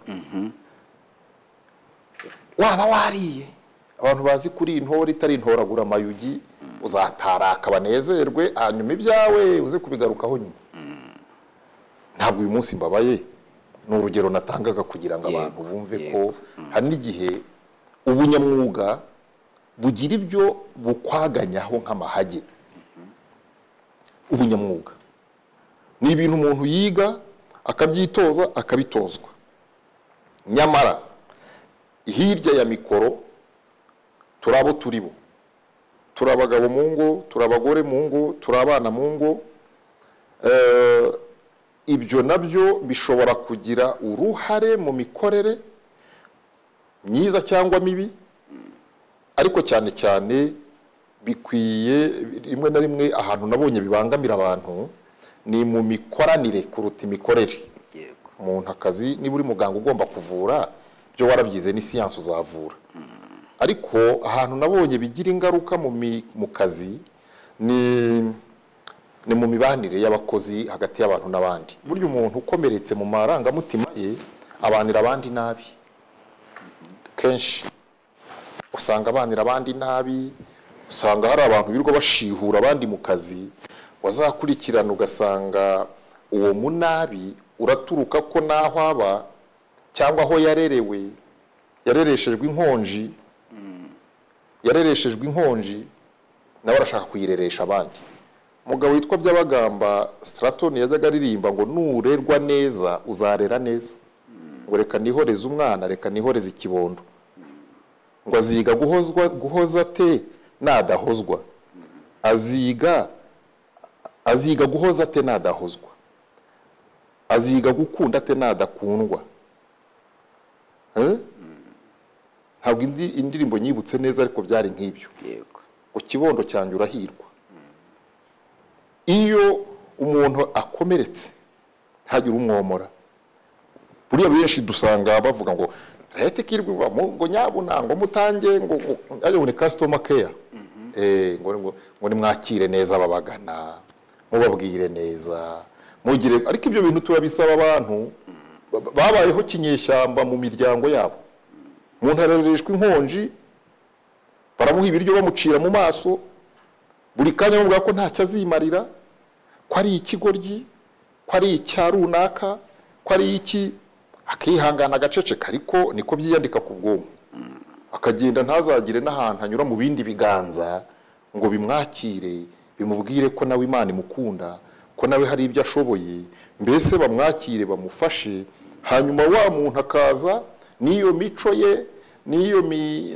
n'ibyo byamukomerekeje tukamubona mu kazi warangiza ugatungurwa no kuvuga ngo yirirwa abwira abantu nabi nawe ntawamubwiye neza nubwo ataragombye kubyitwaza ariko burya bimwe mu byo tubonana abantu mu kazi utiriwe ujya gushakira hirya nta rindi yerekwa rijemo kuberekwa burya ukurikiye usanga ari ibicantege bahuye nabyo mu ndimi z'amahanga bavuga ngo ni amadeception bigora rero abantu bamwe umuntu utanezerewe mu rugo kumubwira ngo nanezerwe mu kazi umuntu wakuriye ku nkonji kumubwira ngo nayobora abantu kandi ajya babwira neza ukuri hari abantu dufite wagira ngo ngiyo nshaka kubyoroshya ndavuga ngo cyore ariko uyu muntu yaraye muri dorotwari kandi ugomba nakuneguye nkurangije uyu muntu udashobora kubana n'abandi uyu muntu ujya muri toilette irimo amazi agakora ibyo agomba gukora yabirangiza agasohoka aba yumva inyuma yari ndi bumukorera isuku ko amazi ahari kuyafungura bikunanije iki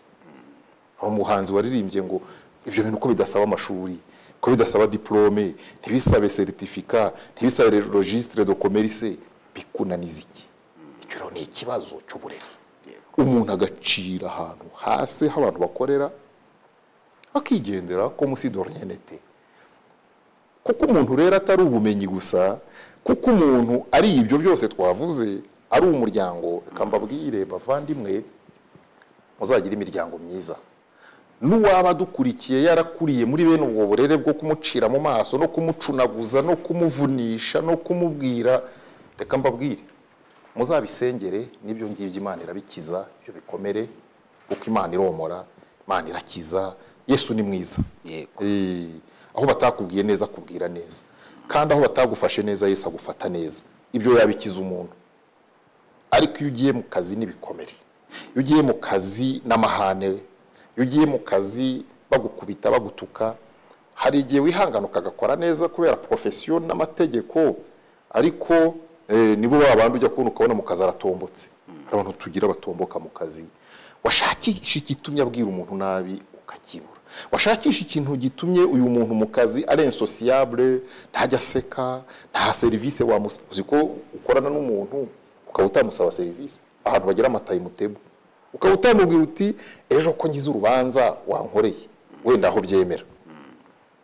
Hari abantu baba bazwi ko adashobora kuguha service, mukaba mwaseka ariko nta service yaguha kandi wakayigusaba.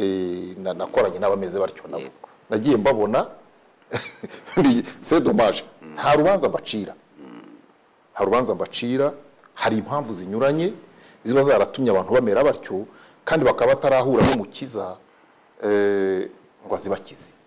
Tuzakomeza tubabone, hanyuma bavuge bati customer care, ariko care dafite même la plus belle femme du monde ne peut donner que ce qu'elle a. Kaba philosophe bavuze.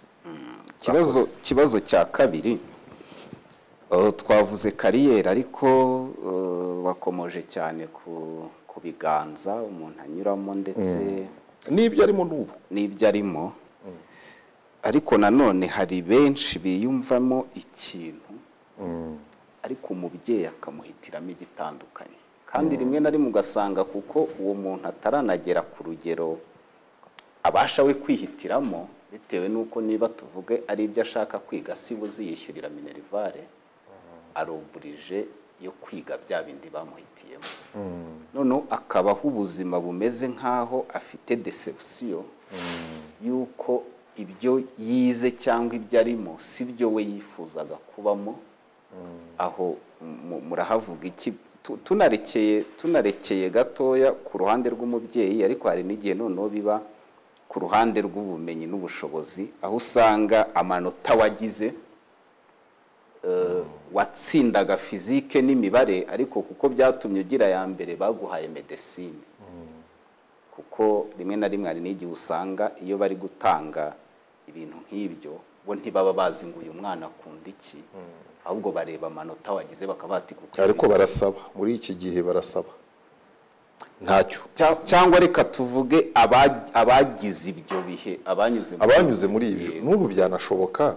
Erega reka mbabwire, gukunda ibintu no kubishobora ni ibintu bibiri bitandukanye. Uzi ko ushobora gukunda itangazamakuru rikakunanira, uzi ko ushobora gukunda muzika ikakunanira kandi wayikundaga, wajya no kubyiga bikakunanira kandi ubikunda. Icyo ni ikindi. Ariko ushobora no kuba wari kubishobora gusa ntubona amahirwe yo kujya kubyiga. Ni inzira z'ubuzima. Ni inzira z'ubuzima. Ni nk'uko umuntu ashobora kubenguka umukobwa akamubenga agashakwa n'undi kandi we yamukundaga, akazashaka undi ikindi gihe, cyangwa umugabo, kandi urugo rugakomera, oya rukabaho. Buriya ujya uganiriza abantu bubatse wasanga abo bari kumwe atari bo babwiye ijambo bwa mbere bamwe. Ntabwo nta statistique mfite. Ntibibuza abantu kubana rero. Hari igihe koko abantu bashobora kuguhitiramo, uretse ko mu isi turimo kwinjiramo ababikora ni bake, basigaye barekera uburenganzira cyane. Ko reka mvuge ko no muri iki gihe kumenya ibirimo kwigishwa usanga b'imyaka yacu cyane iri hejuru yanjye ho gato batazi n'ibyo ari byo. Combination barimo abana biga twese izo twize. Umuntu aracyabaza ngo harya ngo umuntu ariga ngo math physique, iyo ntikibaho. Ngo harya umuntu ariga economique, iyo ntikibaho. Wajya kubaza uti harya umwana wanjye azige normal primaire, iyo ntikibaho. Banza ngo ari TTC n'ibindi. Kubera ko ibyo bitakibaho, reka mvuge ko nabo buryo babaramo amanota babusobanukiwe si benshi. Kuvuga ati ngiye bati umwana yagize 50 niba ari 50 kuri 72. Abana rero nibo barimo guhitamo, ariko kubera ko tutarageraho umuntu ibyo ashaka abibona. Mu gifaransa baca umugani uvuga ngo quand on n'a pas ce qu'on veut on se contente de ce qu'on a. Iyo udashoboye kubona ibyo washakaga wishimira ibyo ubashije kugeraho, noneho bikagutera kubyiga bikunze, nabyo ukabigiramo ubumenyi buhagije, hanyuma umuyaga w'ubuzima umuyaga w'ubuzima nawe urahuha. Umuyaga w'ubuzima, sinakubwiye ko nakundaga itangazamakuru nkashaka kuryiga sindibone, wase sindiwe, sinabikoze. Umuyaga w'ubuzima, mu buzima habamo ibyo abantu bize ariko habamo n'amahirwe. Mu buzima icyo nacyo abantu bajye bakimenya. Gusa kubera ko turi muri career guidance, ntabwo turi buvuge amahirwe kuruta kuvuga ibiri professional. Ibiri professional nuko umuntu akwiye kwiga ibyo yumva ashaka.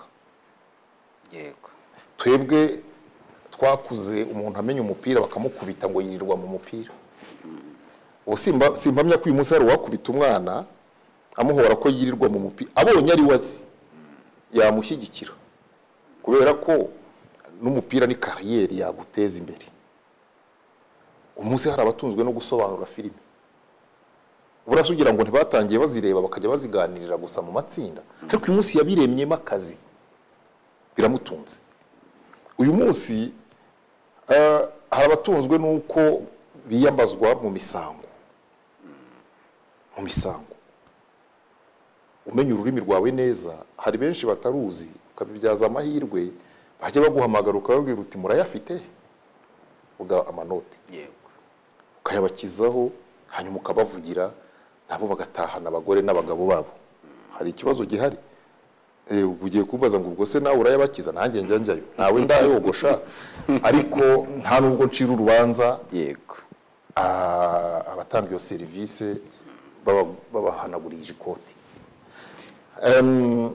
Muri make nshyigikiye ko umwana ariko akwiye kuza muri iyo nteko nyine akabisobanura. Dukwiye no gutoza abana icyo kiganiro mu muryango, akaza akicarana na papa na mama niba bagihari, akicarana n'abamurera, akicarana n'abarimu, bakajya impaka, kababwira impamvu. Noneho kuko ibi bintu ugiye kwiga ukwiye kubabwira impamvu, kuko ufite impamvu ukwiye kubabwira uti ndashaka kwiga ibi, nabo bakakubaza bati wayi, turi mu isi baza ngo wayi, kubera iki? Hagarara ubisobanure rero. Nubisobanura bakumva urasobanutse, bakumva warabikurikiranye, si ikigare, kuko ni ikigare kiriho. Ugasanga umwana avuga ngo kubera ko inshuti yanjye ngo namenye ko izajya kwiga i Musanze nanjye niho nzajya. Yego, bibaho.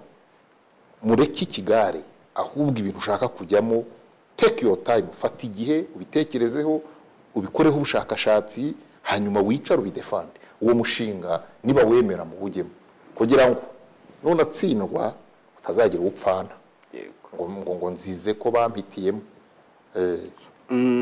Turi kwakira ibibazo byinshi, biragaragara ko ahari abantu benshi bakurikiye ikiganiro kandi bashobora kuba hari ibintu byinshi bibazagaho. Ariko tuvuye mu nama n'impuguro, reka tugaruke kuri Barore twicaranye hano. Nuwuhe munsi wagushimishije muri iyo myaka 25 uri muri kariyeri y'itangazamakuru, ukavuga uti ndumva koko? Iyo tugiye muri Bibiliya tubona hano Simiyoni yavuze ngo noneho wasezerera umugaragu, noneho wasezerera umugaragu wawe. Wowe ni cyangwa se uwo munsi urawutegereje?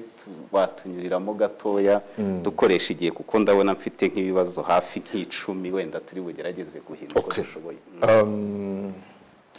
Hari ibintu bitabaho kenshi mu buzima. Yego, hari ibintu bikubaho utarabirose, utaranabipanze. Umunsi ngirirwa icyizere cyo kuyobora ikiganiro n'umukuru w'igihugu, navuga ngo icyo gihe niyo bambwira bati kariyeri yawe irangiriye aha, nari gutaha hatabaruka amahoro. N'ubu yongeye ku kazi nkabona ifoto bafashe ifoto y'uwo munsi na bamwe mu bavandimwe ndeba hano bayiriho, iyo nyibonye ndavuga nti amen, amen. Urubyiruko, yego, rujya rugira ikibazo cyo gutagetinga amafaranga cyane kuruta kubaka kariyeri. Ni imwe muri mu mbogamizi cyangwa se gishobora no kuba ari ikintu cyiza, ariko wabwira iki urubyiruko ku isano ya kariyeri n'amafaranga? Imana yabwiye umuntu ngo tegeka isi, ntabwo yabwiye isi ngo itegeke umuntu. Ibintu kubishaka si bibi, ariko tubishakire kubitunga aho kugira ngo tubishakire ko ari byo bidutunga. Amafaranga barayavuga, natwe turayavuga, rega nubwo babyitira urubyiruko n'abasaza bari hanze aha bamwe n'abakecuru n'amakoboyi ku gushaka ifaranga.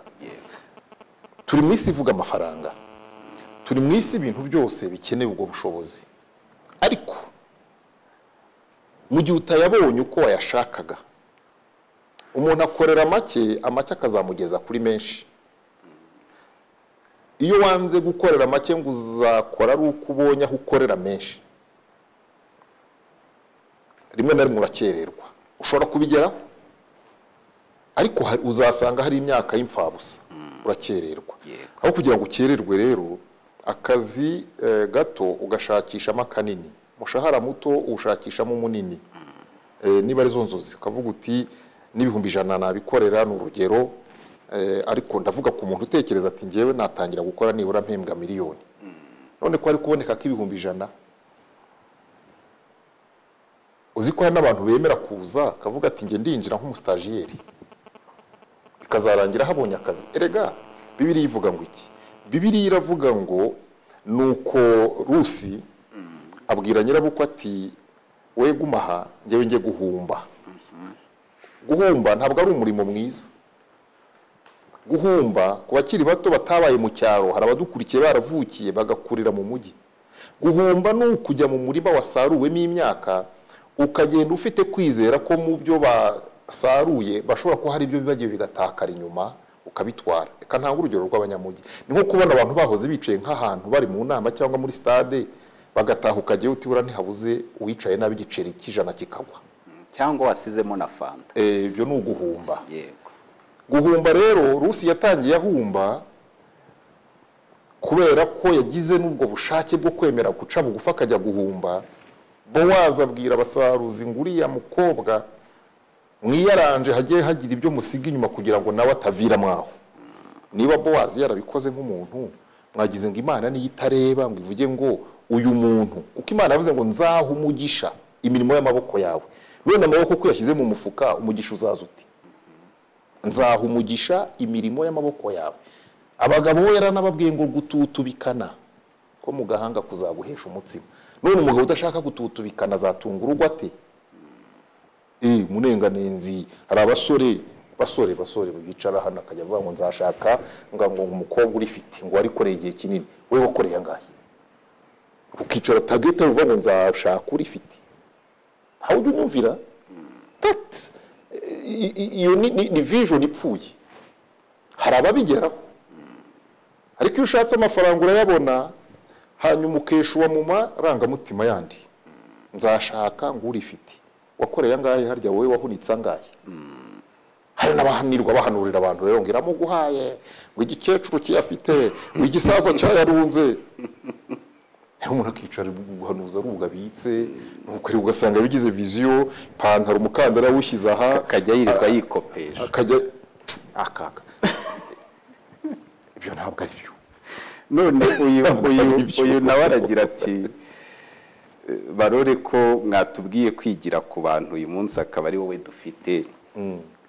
Ni ikihe cyemezo waba warigeze gufata nyuma ugahura n'ingaruka zitari nziza ku buryo uyu munsi uvuga uti mu byo nagira urubyiruko inama iki sinakibagiramo inama? Ntabwo mpita nkibona, nta kintu kugeza ubu numva ndogreta nk'icyemezo yenda ngo naribeshya. Hari uvuga ati iki naragikoze ndibeshya, nta kintu ndogreta. Numva imibereho mfite am satisfied, ibyanjye ndabisengera kandi nkanyurwa. Ibyo ntashoboye kugeraho ntabwo mpagarika umutima, mu bintu ngira ibitotsi bibamo.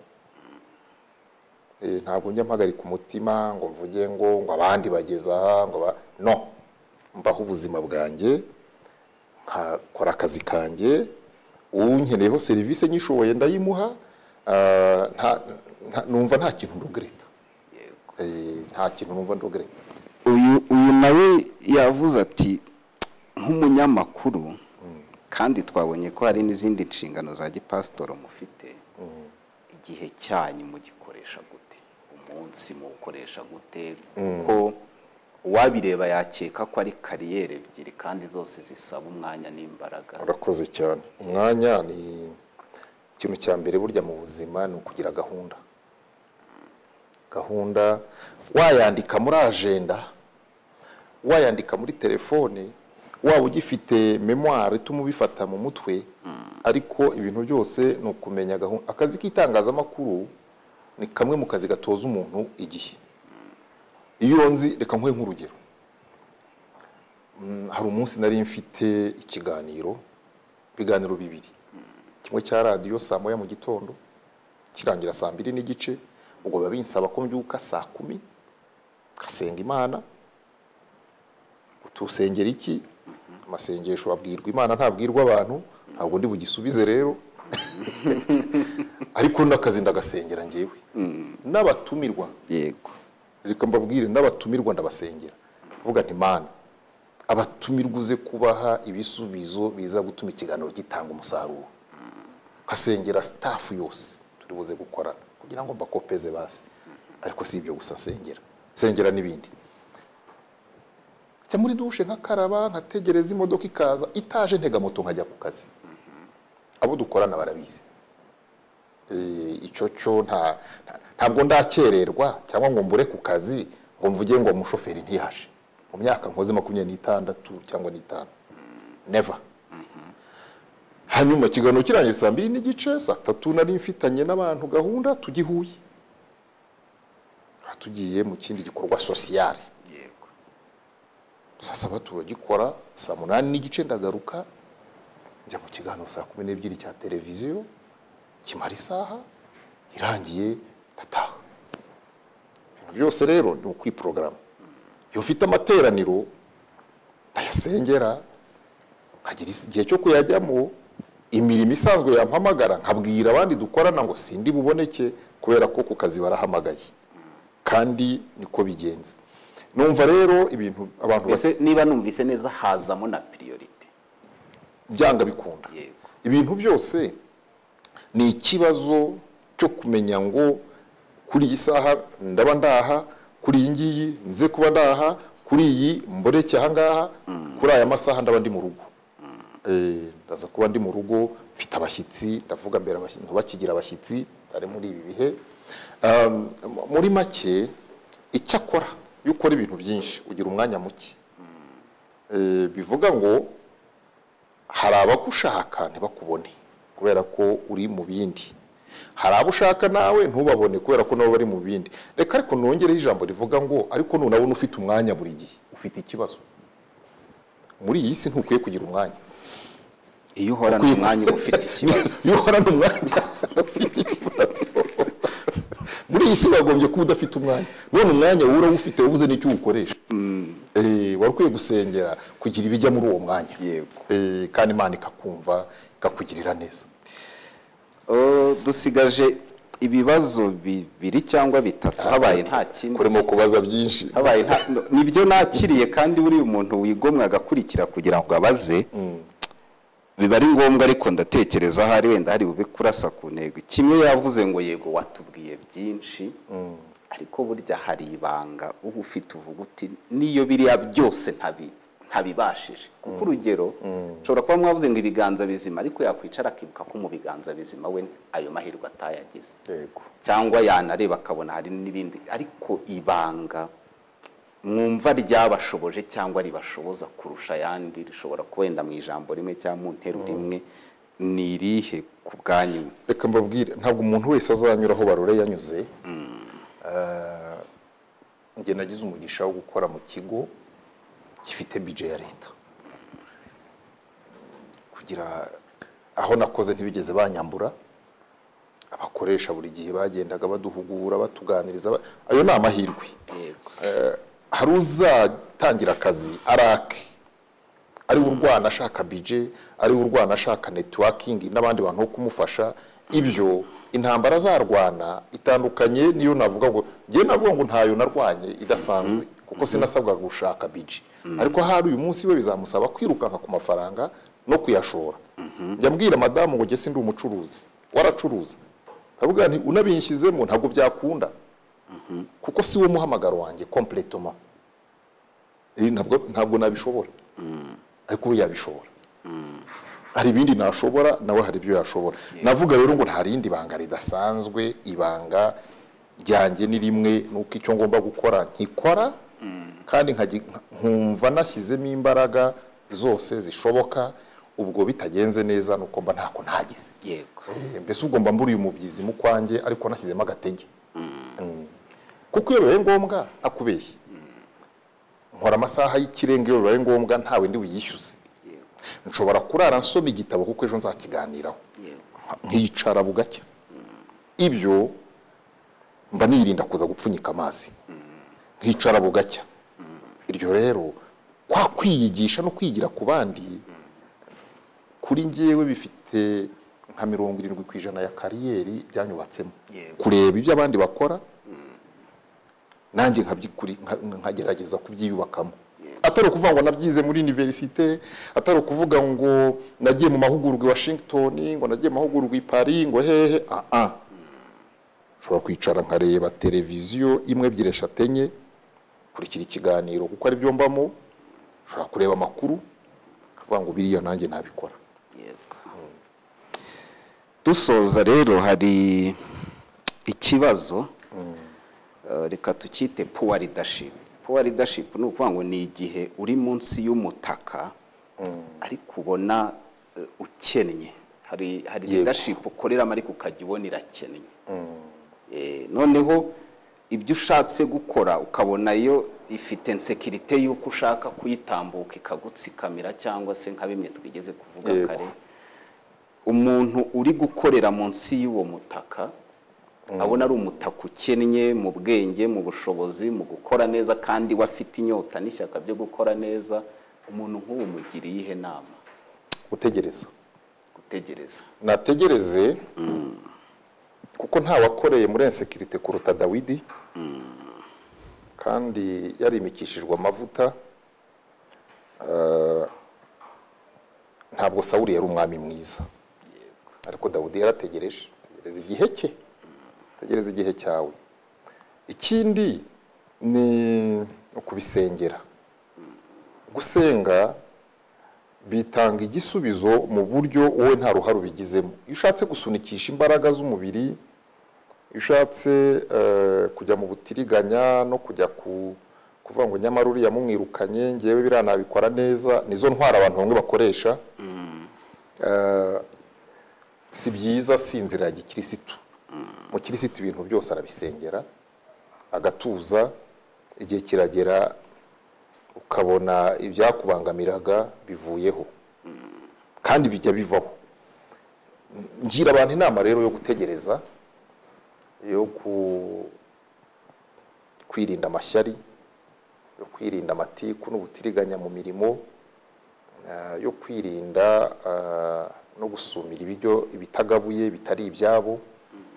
Ubwangamugayo nta Yesu yaravuze ngo muri umunyu w'isi, umunyu nukayuka niki kizawusubizamo uburyohe. Hari abantu batajya bita ku buhamya, hari abantu batajya bita n'ubu na leta. Birahari ibintu bintangaza, nkajya mvuga ntari kubanza ibintu bimwe babikopera muri Bibiliya. Uziko njya numva hari abantu njya nakira mu biganiro nkumva baravuze bati iyo umuntu tumuwaje aho yakuye imitungo bikamunanira kuhasobanura turamukurikirana. Ubundi utunga ibintu utasobanura gute? Uba warabikuye. Yego. Ubwo rero njye mbwira umuntu ufite umukoresha mubi kwihangana, ariko nkabwira n'umukoresha mubi ubwo bubi nta bureki, ko twese tuba turi mu murimo ko turi abagaragu bawo, ko mbere y'uko haba hari abandi bahakubanjirije na nyuma yawe ko umurimo uzakomeza. Wacishije makera. Njye nabonye bazamuka banyuraho bamanuka, sinabivuze. mwumvishe ubwenge namwe muzitegereze. Reka mbashimire, ni ikiganiro cyiza tugize, ariko ngira ngo nkuko twatangiye tubivuga twavuze ko iya risemu, yego, kandi twanavuze n'icyo twise inspiration lab. Bivuga ngo hari ababakurikiye, ariko iki kiganiro hari n'abazagikurikira. Mufite inama cyangwa inyunganizi cyangwa impanuro mwabaha? Sinzi rero niba twafata iyo minota mikeya nk'ijambo risoza mushobora kugeza ku bantu babakurikiye, kuko wari wabajije ikibazo cyane Maria yavuze ngo inshingano nyinshi zituma umuntu ataba expert. Hari wenda ubwo nacyo mushobora kuza kugikomozaho gatoya mukagira icyo mukimubwiraho. Urakoze cyane. Ariko mugira icyo mubwira bari bakurikiye cyangwa se n'abasanzwe bakurikiriye iyi gahunda. Murakoze. Ntabwo reka mvuge ko ibintu tuganira hano kandi twaganiriye bavandimwe, rubyiruko, bakobwa, basore n'ababyeyi badukurikiye, ibi twaganiriye si ihame. Navuze ngo on est dans le domaine sociologique, si rimwe guteranya na rimwe ngo bingana na kabiri. Nkunda kubwira abantu ngo ushobora kwemeranywa nanjye cyangwa se ukavuga uti hariya sinemeranywa nawe, ariko icyo mvuga ni kimwe dusoza, nuko iyo ugize umugisha wo guca mu biganza byiza ariko nawe ukemera bakaguheka ntunyushuke, bakakwigisha ukemera kwiga, wanyura mu bintu ukajya wibaza ngo ibi bintu mbyungukiyemo iki cyangwa mbihombeyemo iki, kuko n'ubuzima ni irindi shuri. Hari imyaka ugeramo ugasanga hari byinshi wigize atari uko ubyize mu ishuri, ahubwo ubyigishijwe n'aho wagiye unyura n'ubuzima wabayemo n'abo mwabanye. Reka mvuge ko n'abo uvuga uti baranca intege, burya nabo barakwigisha.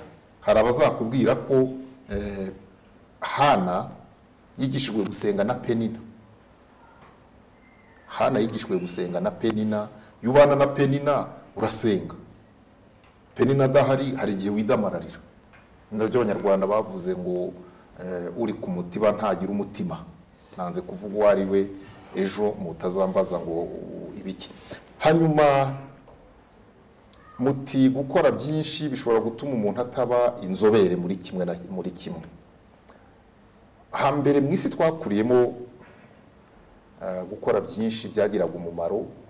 Uyu munsi birashoboka ko hakenewe inzobere. Uzi byinshi cyangwa twinshi nta numenya byose, ndetse Imana. Uzi utuntu twinshi afite amahirwe y'uko aho yagera hose yakwirwanaho. Uzi duke nawe afite amahirwe menshi y'uko utwo duke niba tuzi wenyine nawe azagerageza duproteje tumufashe. Ariko ibyo wamenya byose haranira iteka kongera ubumenyi. N'umugeneraliste haranire kongera ubumenyi. Uyu munsi njyewe nakoze animation muri radio, nkora ibiganiro muri radio, nkora amakuru muri radio, nyobora amakuru muri radio, nkora ibiganiro muri televiziyo, nyobora amakuru muri radio na televiziyo. Munsi nyobora ibiganiro, ariko nageze aho bigaragara ko nakoze specialisation. Navuga ngo mu kazi specialisation si ukujya mu ishuri gusa kubyiga, ahubwo no mu byo ukoramo hari igihe kigera ukavuga uti nge nzajya nkina kuri uyu mwanya. Ubwo rero mwanya nabaye mu w'ibiganiro mpaka, muri politiki, mu w'ibitabo. Naho ukora ni byiza ko niba hari departement bagushyizemo, gerageza uyikore neza ku buryo n'igihe cyagera nyuma y'imyaka 5, 6, 10 umuntu yavuga atari kuri amukozi biriya bintu arabizi. Uko nako no kwispecialize, atari kuvuga gusa ngo waragiye urabyiga ubizanamo masters, ubizanamo doctor. Nazo zirakenewe, kandi kwiga no guhoraho. Ibyo ukora bikore neza ku buryo bazavuga bati ni muhamagare kanaka ibi bintu ni ubizi. Ibyo rero specialisation bitaga kera imyaka y'ubunararibonye, ariko na specialisation yo kubyiga nayo ngewe nyitangamo inama, cyane cyane abagifite umwanya bafite n'ubushobozi, kubera ko masters ntabwo umuntu agenda atajyanye amafaranga, doctora ntugenda utajyanye amafaranga. Muzi ko hari abafite umutwe wakwiga ariko bakabura amafaranga ajyayo. Niyo mpamvu umuntu umwe yatubwiye ngo muri Afurika rimwe na rimwe ntitukavuge ngo ni intiti, ngo tujye tuvuga ngo nabagize amahirwe yo kwiga, kuko hari n'abandi bari kuba intiti babura amafaranga yo kujya kwiga.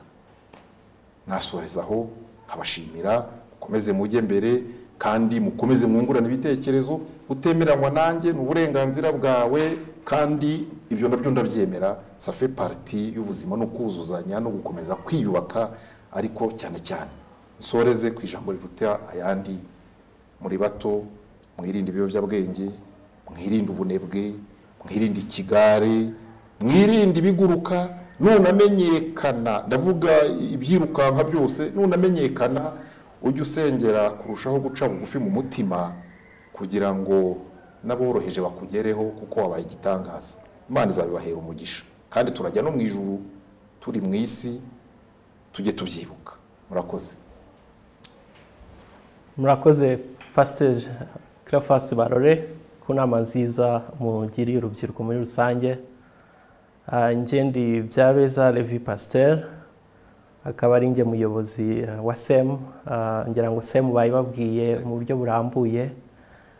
Ndagira ngo mfate uyu mwanya mu izina ry'urubyiruko rwose ruba muri SEM, mbashimire Pastor Cleophas Barore ku musanzu mutanze ku rubyiruko rw'Abanyarwanda ndetse n'abandi bazabumva. Kugeza ubu tugira amahirwe yo kubona abantu bafite ubunararibonye butandukanye, ari mu by'umwuga, ari mu bijyanye n'ubuyobozi, ari mu bijyanye no gushaka amafaranga, ari mu bijyanye n'imibanire y'abashakanye. Aho hose Imana ihora iduha umugisha tukabona abantu benspira urubyiruko, kandi kugeza ubu ntago turigera na rimwe tubura umuspeaker ngo aze atuganiriza. Igihe cyose dushoboye kwegera umuntu runaka tubona hari icyo yafasha urubyiruko, turamwegera kandi nawe akumva yatanga umusanzu. Nagira ngo nshimire Habinshuti Jean Paul, ariwe wayoboye ikiganiro, abenshi mwamukurikiye. Niwe wegeranyaga ibibazo abantu bamubazaga ku mbuga nkoranyambaga zitandukanye, kandi yabibajije binasubizwa neza.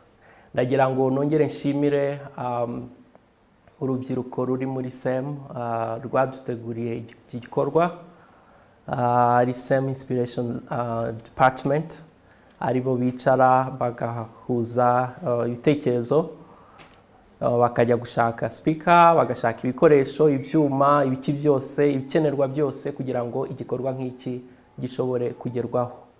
Nagira ngo nongere gusaba urubyiruko, aya ni amahirwe adasanzwe muba mubonye yo kwiga, yo kwigira ku inararibonye. Inama babagira mujye muziha agaciro, kandi mugerageze guhindura ubuzima bwanyu, kuko ntitwifuza ko inspiration mubona muri SEM iLab byaba iby'umuhango gusa. Ndagira ngo nongere nshimire na team technique yadufashije iyobowe na SEM media team, kwegeranya ibyuma, gushaka abatekinisiye n'ibiki byose. Nongera gushimira buri wese, ari abo mvuze n'abo ntashoboye kwibuka, bagize uruhare mu kugira ngo iki gikorwa kibe. Ndabibutsa ko ari SEM iLab, tuzasubira mu kwezi gutaha. Bateye amatsiko yo tuzatumira ntaribagirwa. Nagira ngo nsabe abadukurikiye bose n'abazadukurikira bumva hari inama batugira, bumva hari inama y'ibitekerezo cyangwa inama iyo ari yose bashobora kutugira, kutwegera nk'ubuyobozi, kugira ngo dushobore kugira impact igaragara ku rubyiruko rw'iki gihe n'urw'igihe kizaza. Murakoze, mugire umugoroba mwiza. Imana ibarinde, Imana ihe umugisha SEM, Imana ihe umugisha mwe mwese mudukurikiye.